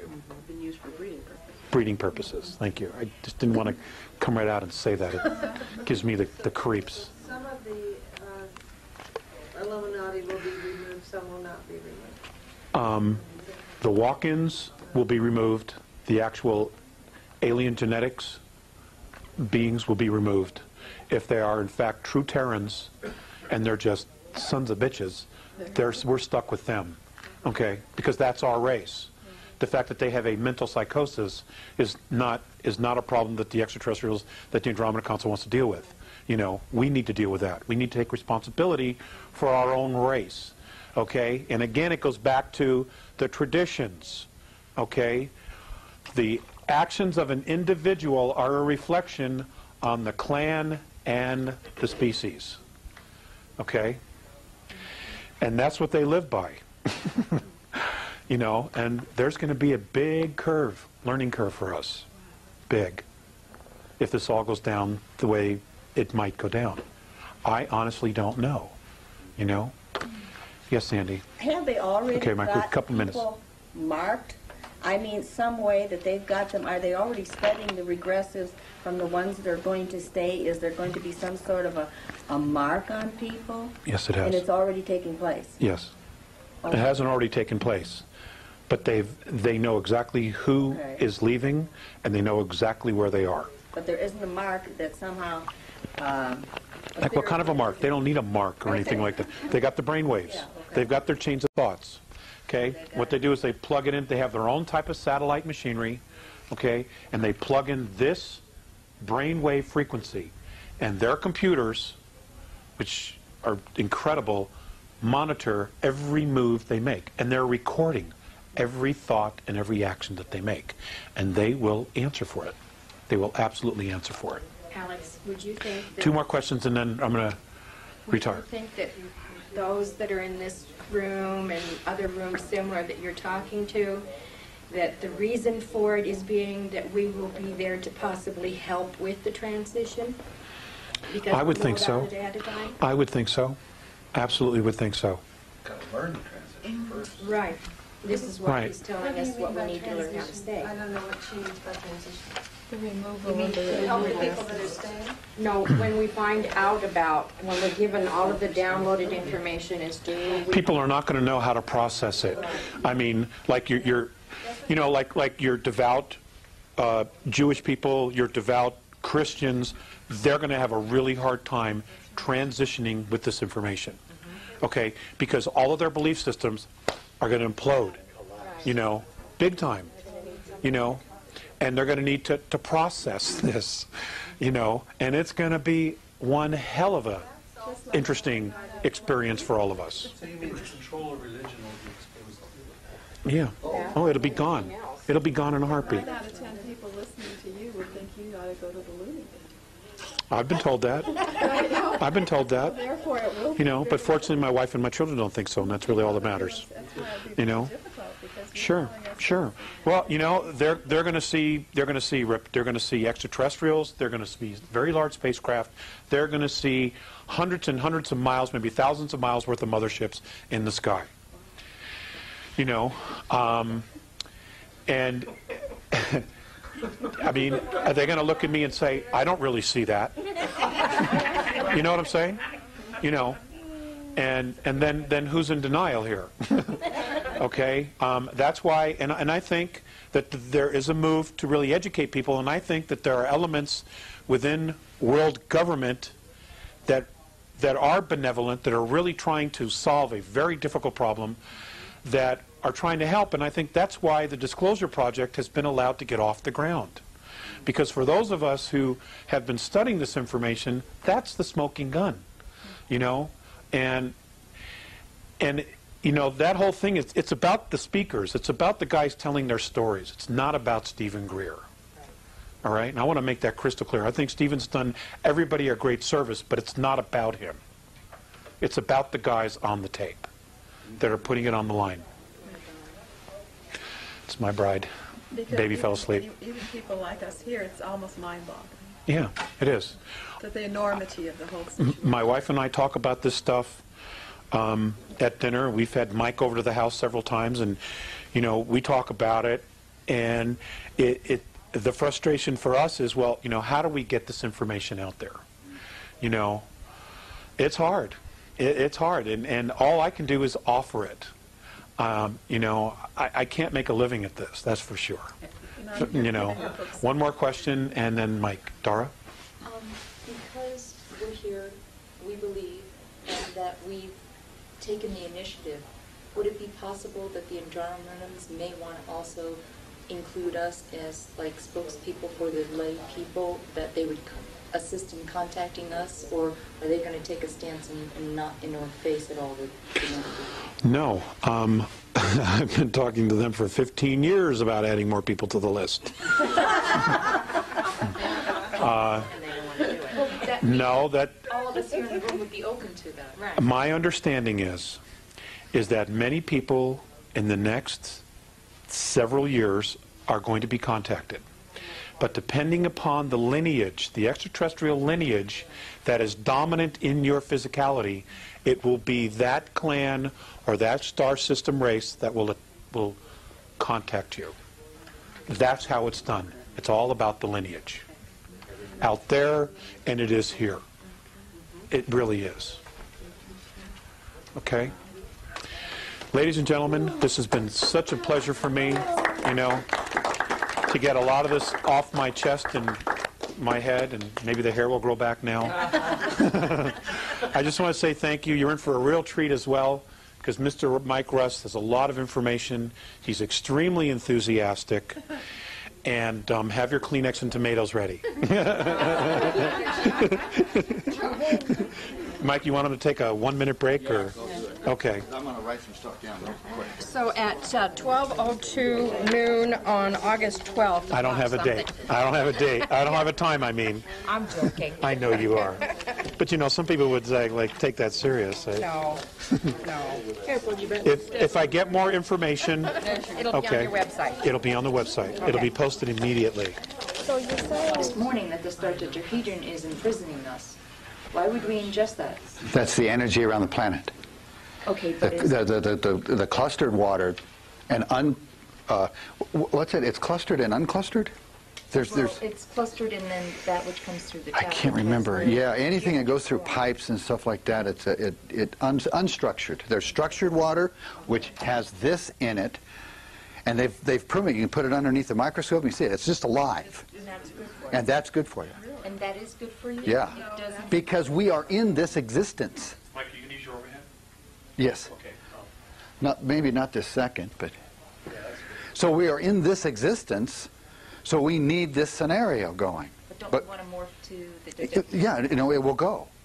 Is there Now there's this thing called SAC, S-A-C, Solar Activation Cycle. And according to this, Voyagers 1 and 2, and here's the phone number to order the books from Granite Publishing. Say it out loud for the tape. It's Granite Publishing, order 1-800-366-0264, and you can order the books. It's $27 for the big one and $16 for the small one. It's the best books that I've ever got my hands into. Oh, no. Now, and where are we here now? No, I just made that connection when he was talking about... Yeah. This is something that we are in now, so we need this structure. And now, if that's why they said some of the angelic beings here teaching us the Merkaba field are being taught wrong about what we should do with this. But we still need the energy pattern. And in that book, they tell you what the speeds are. And what speeds? It's the white at 33 1/3 this way, and the blue 33 1/3 this way or something. It's in the book. But they also say in the book, don't do it. And as long as we're talking about that, they give you this Maharic shield. Here, and I've got the picture. Let's see if it comes up on the thing. As long as I'll just go with the flow. Can you get this at all? I don't know. Can you get that at all? Okay, well, it's called the Maharic field, and it's a tube that we can put over our bodies, and they tell you how to do it, and they said you just got to do it every day before you go to bed, and in 16 days, or no, 6 weeks, that's what it was. It was 6 weeks, you'll be completely protected. But do not get into the Merkaba field being taught, because they're being taught wrong. They said that it's the DNA, the regressive aliens, the intruders, are teaching us to download our DNA into Mother Earth, where the halls of Amenti are and the Ark of the Covenant are, and because it's back on the planet, it's inside the planet, and they're going to use our DNA against us.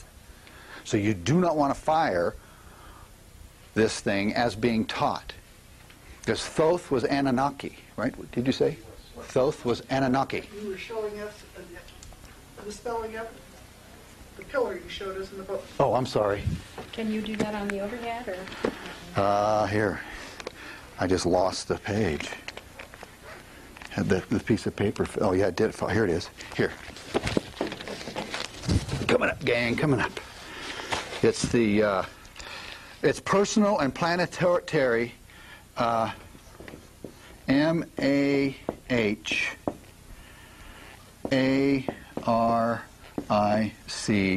and then shield. They call it a shield. Shield. E-D-S.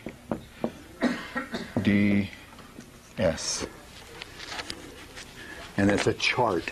And they say for right now, because of what's happening with the white t-shirt and the black t-shirt, don't get into this and get into this shield system. And it's a tube, evidently, and I'm wired up here. It's a shield that protects you and gives you your right to be you. So you are protected. And this is what this system that's being taught on the planet is not doing.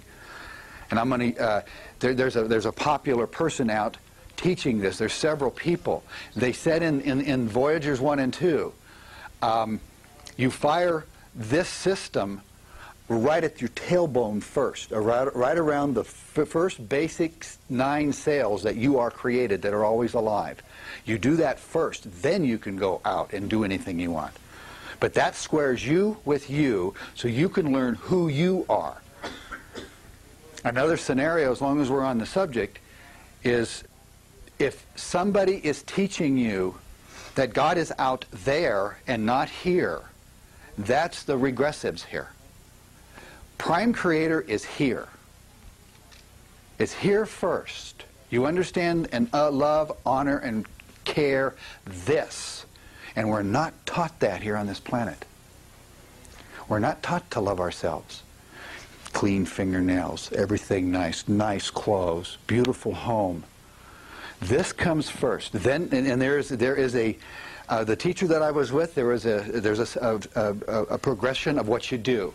You love yourself, you love your closest loved one, male or female, you love your children, then you love your family structure, then you love the environment you're in, then the social structure, then you get out into the world, and then bow to Prime Creator if you wish. But it starts here. We're all the single windows of Prime Creator. And if anybody, you got to listen to this. They have humans bowing to a wall. Now, there's some taco sauce missing with them, okay? There is something. They don't even know what taco sauce is. They don't even know that they can have it. I'm really surprised that they haven't taught humans to bow to a spare tire. At least you could use the spare tire. You see, you got to wake up. And this is the problem that the angelics have versus the regressives. And they're called intruders. Here, we're talking about it. Let's put it on there. And that will come up. Here. Here, this here is, and it's up here, there. These are called the intruders according to Voyagers 1 and 2. And I want to show you something here real quick. I showed Alex, and he kind of said, "Oh, you look at that." Here, then you can get the names of them. I want you to see the physiognomy here. Everything's being pulled down. See their facial feature? See this thing? And all their forehead, everything's being pulled down. They live in the lower chakras. And it's called physiognomy. It's what you read people by. The teacher that I was with here in Denver taught us some of this material. And he said, don't you ever share it with anybody. And I don't. I share you the word. But I can read people. He did it for our safety. And I've shared it with about 4 or 5 people that were really close to me that I could trust the information with. And that's basically what he said to do, if we wanted to do it. Now, this is and they're called the intruders. And there's a whole family here. It isn't just this one of this.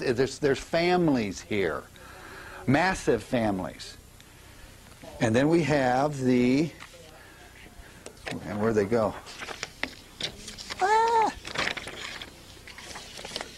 Here. And no, that's backwards. Okay. This is the guardians. These people are here. These souls are here to help us. I would just like to add that some of the other races that aren't depicted here are much more handsome. Now, well, I'm going to show. This is according to the Voyagers 1 and 2. Okay, I'm sure that there's variations everywhere, but these are the ones here basically helping us. And then here's their names, and we'll get that. That one in the upper middle, that male appearing, looks similar to me to those that were on the other sheet. Right here? Yeah. What does that say? Transsystem, is that a hybrid? Is that a zonite human? There's Arcturian, and I shared with you these here in the book are the ones basically here really loving us. They are us. Let me get over here. They are us. And what they did, what these entities did, they went back in our history, got the best of the DNA of all of our history. And then they went all the way forward and got the best DNA there. Then came back here, and that's how we look.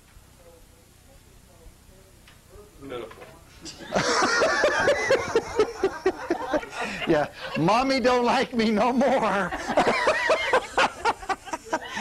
They need to wear sunglasses. Anyway, they're very benevolent. They're here to help. And there's a lot of people here. And it's called, where do I have it? It's Interdimensional Association of Free Worlds. Interdimensional Association of Free Worlds versus intruders. And is there a gig going down on this planet? Boy, I tell you. Here, I'm gonna throw these up here real quick, just for the video and people. These are skulls. These are skulls in Peru and Mexico.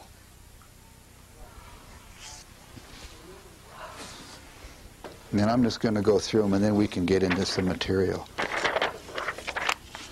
You can get them on the internet. And then I want to show you something real quick here, if I get rid of this thing here. See this here? What I think is going on here is there's two brains. On this particular alien race, there's two brains. And there's two activated pineal glands. And then the activated pineal glands on the other ones look like these, as I shared in my main lecture. Yeah. Well, these are somewhat human, but these are humans with an activated pineal. That one, and then I'm going to go with this one. And then we can just, here. Trying to replicate the gods. Yes. Well, Phil, I thought that way too. They say in these books that we are called Tyrannosaurus, according to the Voyagers. And the first Tyrannosaurus were designed to be totally immortal. They could birth themselves. They can have children by themselves or with another partner of the same vibration frequency, they said. We were both land and water. Some had feathers, some did not have feathers. And that's how we actually started within this 15-dimensional existence that we're in right now. And our family matrix, they wanted to just start this.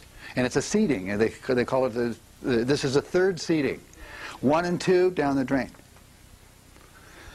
And we're in the third seeding, and I think we're going to get out of here. I think we're going to get out of here, and we're going to get out of here with these bodies. That's what I think is going to go down. I'd like it a little bit better, please. She says, I would like it a little bit better. Well, I think, you know, I really know a lot of information. I've shared some with Alex, and I really love him. I can honor that man in 2 seconds, and I can honor humanity in 2 seconds. If you can understand that we have biases, dogmas, doctrines, and philosophies per chakra. That's all you have to understand. And you can love and honor and respect anybody, because you can understand, well, their taco sauce is missing left side chakra 3. You see where I'm going with this? And you can actually start diagnosing humans. Really easy. And the offshoot of this is this reading of the physiognomy. You have no idea how nude you are. You have, to a teacher. To a teacher of this universe, you have no idea. What did she say? He's tired. Yeah. Hey, my ears don't work with that stuff, okay? Okay, let's get, hey, and I want to shoot into some of the Alex Collier material that he was talking about. It's basically the same material. Oh, now this is not in this. This is some other information I have. when some aliens leave their planet and they have a home and everything's sitting right there and lakes and whatnot, they go travel for, let's say, 500 years. And they come back, there's nothing there. There isn't any essences of themselves to hold the patterns to keep their homes there. That's a scenario that happens. But it doesn't happen here on Earth. Earth is another scenario. We go and come and everything. And the density of truth here holds everything together. Isn't that an interesting thought pattern? And I thought I'd share that when he was talking about that. Oh, dolphins and whales. I just about interrupted you. But I didn't do it. Dolphins, it's an alien race, obviously, and they see in 360 degrees all the way around, and omni, just like this. But their pineal and the pituitary is right above, right here, right on top of their head. They can breathe in pure prana right over themselves. And I shared with Alex in his house. They are birthing, human females are birthing with dolphins. And dolphins are doing everything in Europe. And they're creating aquatic babies. When they sleep on the bottom of a pool. And every 18 minutes, they just float up, take a breath, and they go back down. And that's happening now. And I don't know where. I wish I could find out where. I want a video. You know, I want proof. You know, and all that stuff. Okay. I bet you there is. Well, it won't be in America because we're dumbed down so much. We're afraid of our toenails. Anyway, what else is about dolphins? Oh, and they can instantly heal. There was a story with of somebody that I know, and you can find the tapes. I'm not going to use his name. There was this lady that got in an accident, and she was like this for years, an accident. And a group of them went to the ocean. And two dolphins, she got in the water, two dolphins just came up to her. And they prodded and poked and whatever to her body. She got up out of the water and she was still like this, and you couldn't do things very well. And she just laid right down on the deck and went to sleep for 2 hours. And when she got up, she just went, like that. And she couldn't remember the accident. And the dolphins can do that. Now, let's switch the subject to whales, another alien race. And the only thing I know is that once a year, oh no, there's two things. Once a year, 12 of them get in a circle on either end of the planet. And they breathe in for 12 hours. And they breathe out for 12 hours, and then they disperse. I know that, or I don't know that, but then that's what I've been told about whales. Another thing, we cannot have children without the sound of whales. We would die as a species without whales. And I can't remember where I got the information. I don't think it's I got it from somebody else. I got that I don't know where I got that. Elizabeth Fortune. I've read so much and I've been around so many people, I've just got all this. Okay, hang on here. Oh, the red. You want to know about who's the red and purple and green and coming up? I just need my book. Which one? Oh, here, yeah, here. I got it right here. You're talking about the races. Okay, here we go.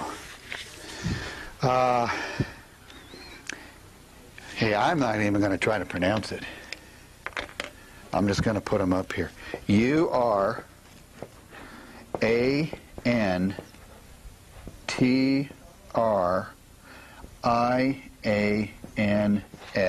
Brown.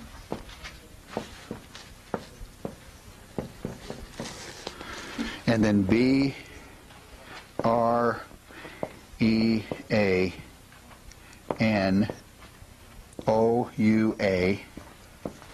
red.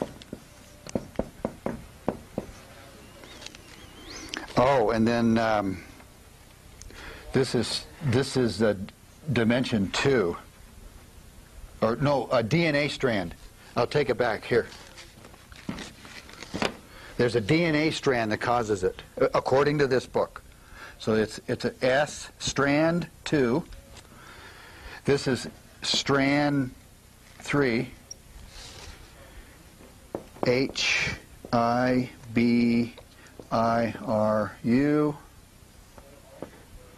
white.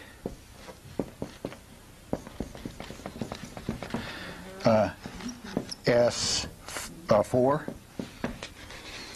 And then Melchizedek.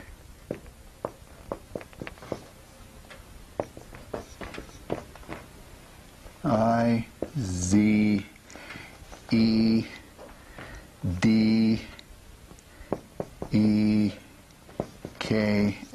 yellow.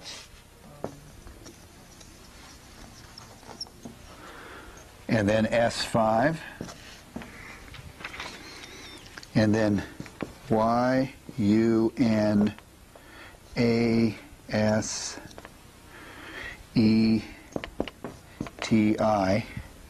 black. And then obviously we're variations of everything. That's obvious, and that's, yes, strand 6. Do you have any idea what are you writing? These are DNA strands that are produced 250 million years ago to 25 million years ago, and it's called the 5 cloistered races that are here. So it's cloistered, CLOISTERED races. Oh, and by the way, this book goes back 950 billion, and then slowly pulls you to 9/11 and tells you what's going on with 9/11, and then after to 2012, the portals that open, don't open, the merging of Tara 4, our dimensional Earth in another frequency 4, and this natural SAC, solar activation cycle, every 26,448 years or something like that, we have a natural cycle here. And there's a merge between our planet of third density to 4th density. And it's a natural process, and we should be ascending and just floating right along with it. And as I shared in the main lecture, the regressives, the intruders, are stopping here. They're stopping us from changing this into a dodecahedron. And they're doing it with the frequency fence of HARP. And again, HARP is, HARP in Alaska is a decoy. And they've got them all over the planet. And it's supposed to be fired here somewhere before November 2003. And the intruders, and it's called a Guardian Alliance, are kind of blackmailing each other right now. There's a huge scenario going on. And what started at this time was September 12th, 2000, when the intruders, under agreement with the white T-shirts, agreed to give up Machu Picchu. It's the heart chakra of Earth.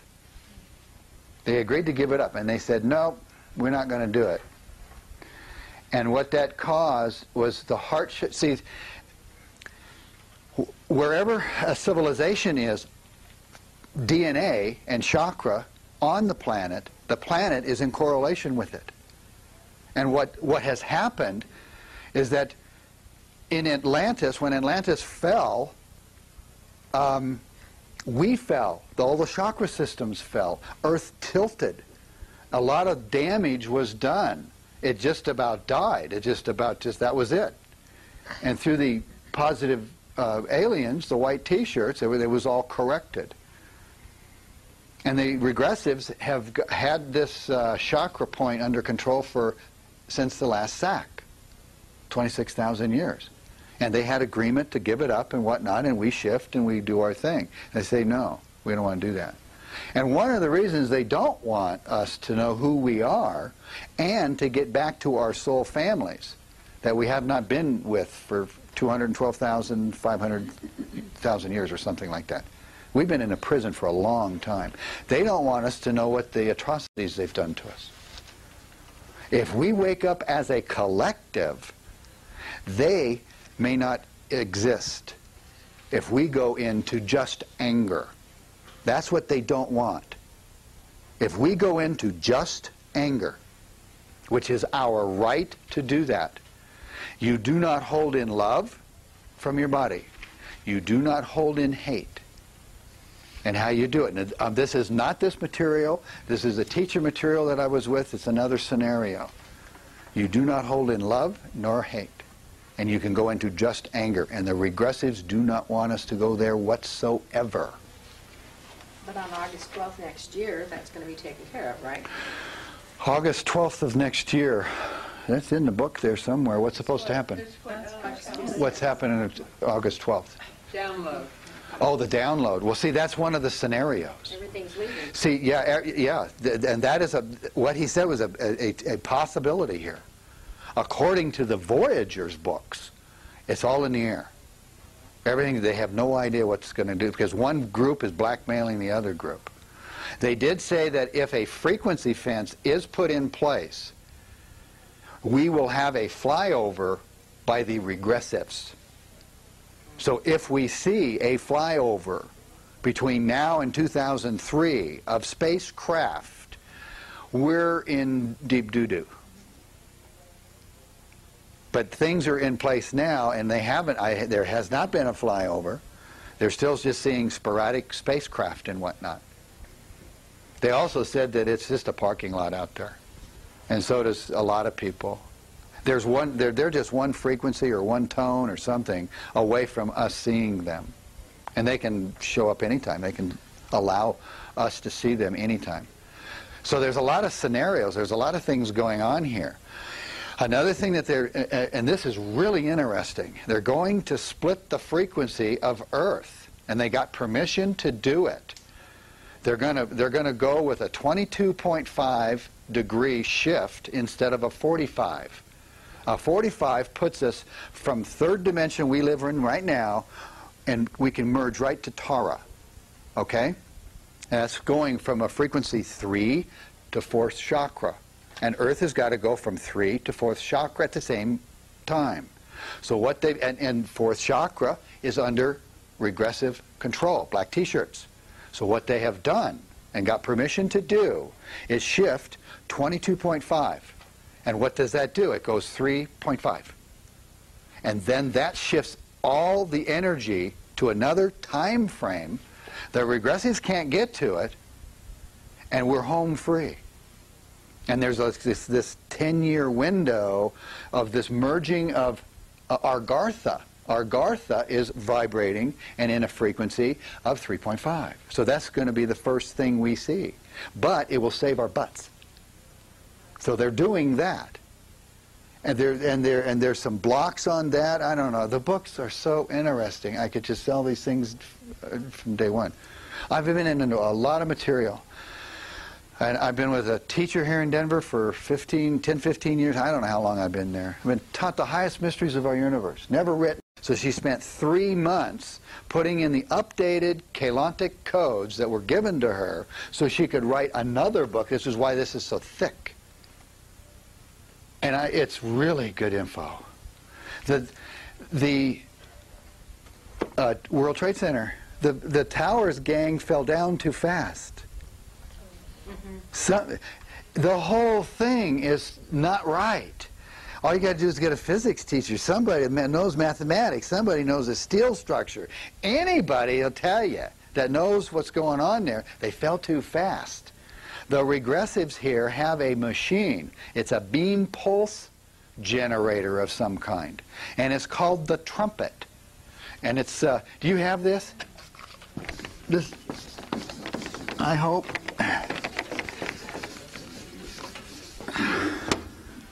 They said it's the pulse started in Lake Titicaca.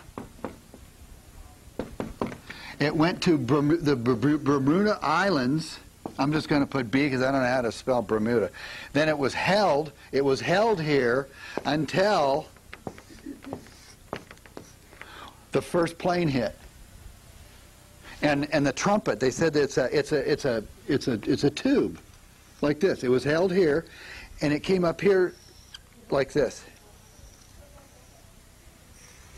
And it's a beam. It's a weapon. Why? Why?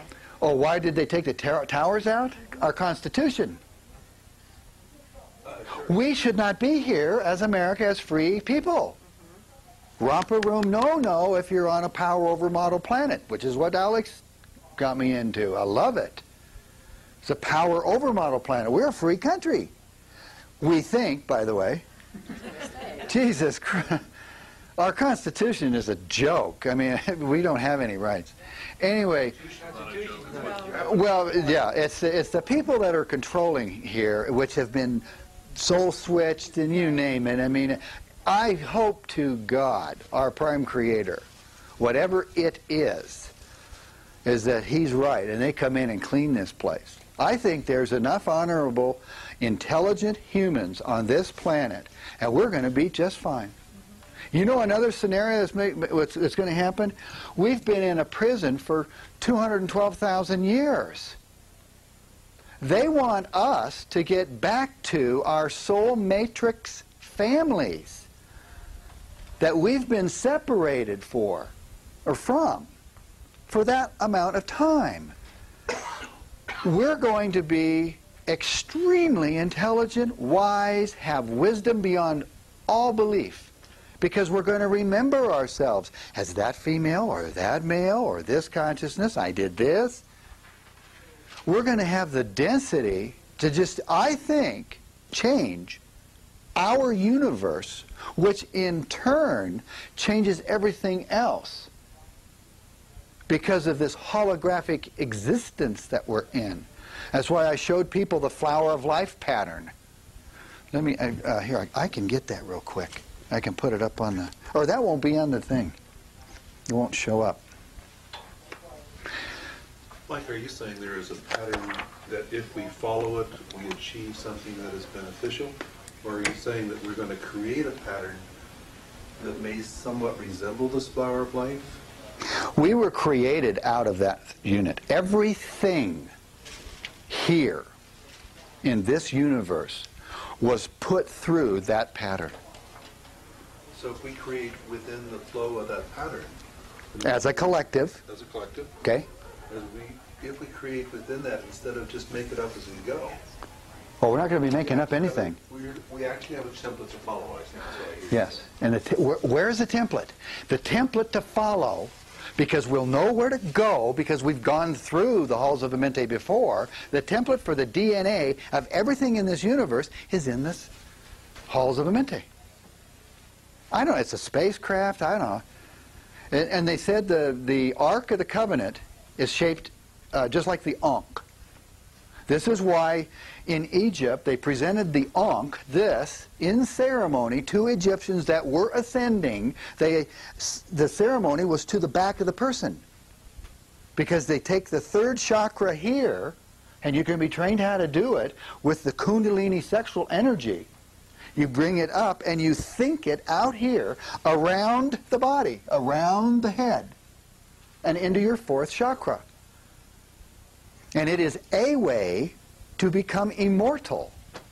Because once this is powered, we are showered with something from the universe. And I think it's powered by the Ark of the Covenant. And remember me telling in my lecture about King Arthur. They had to get the Ark of the Covenant out of here. They had to get the portal system out of here. But they wanted some contact with the halls of Amente and the Ark of the Covenant. So then what we've been taught, well, it's in a gold box, and there's this rod and staff. And it's a radio transmitter to the Ark of the Covenant. And who was King Arthur? He was the Grual point template king. It's a GRU-AL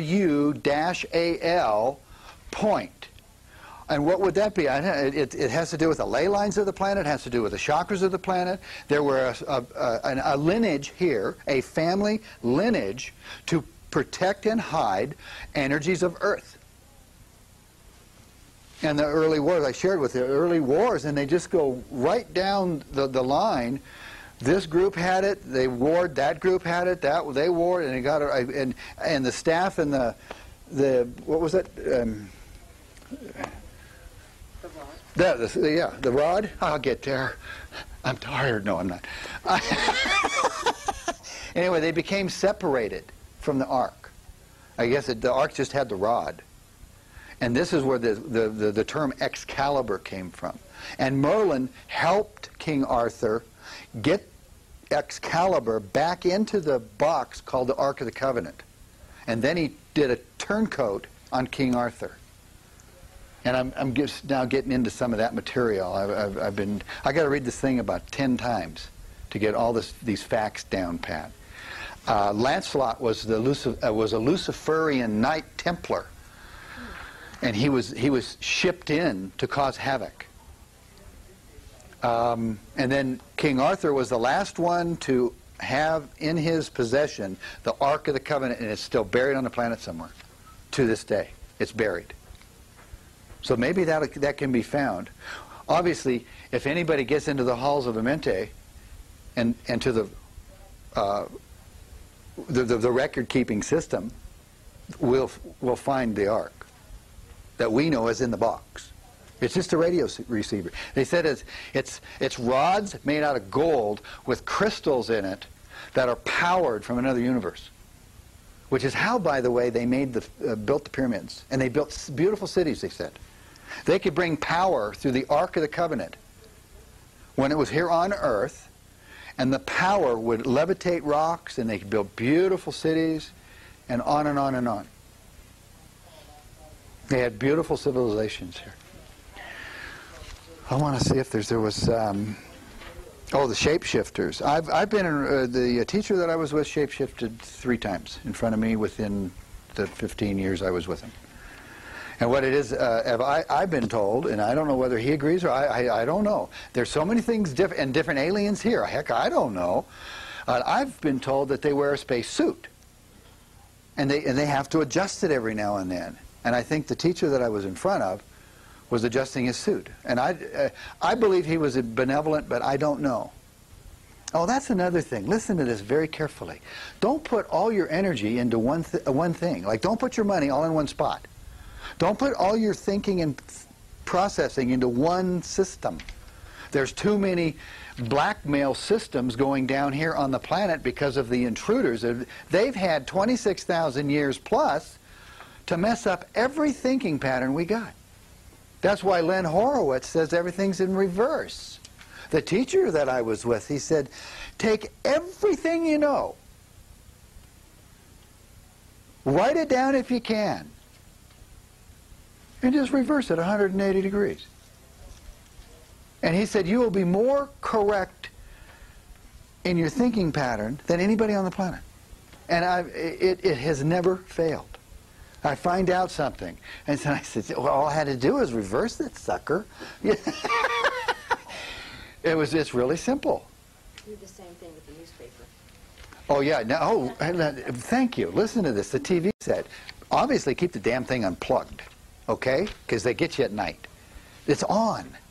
The TV is on all the time. They can send frequencies over the airways, and you're sleeping. They got you. I got master switches on all my TVs. Now, TVs, programming. And what did you just say? Read the newspaper. Oh, yeah. Hey, definitely watch the news. But if they say anything financial, they say anything about the government, just reverse it. They gotta lock it down. Well, you can go. No. Hey, that's it. My name's Mike Russ. Am I still on here? Hey, my name's Mike Russ. You can get a hold of me 303-973-0986, and you have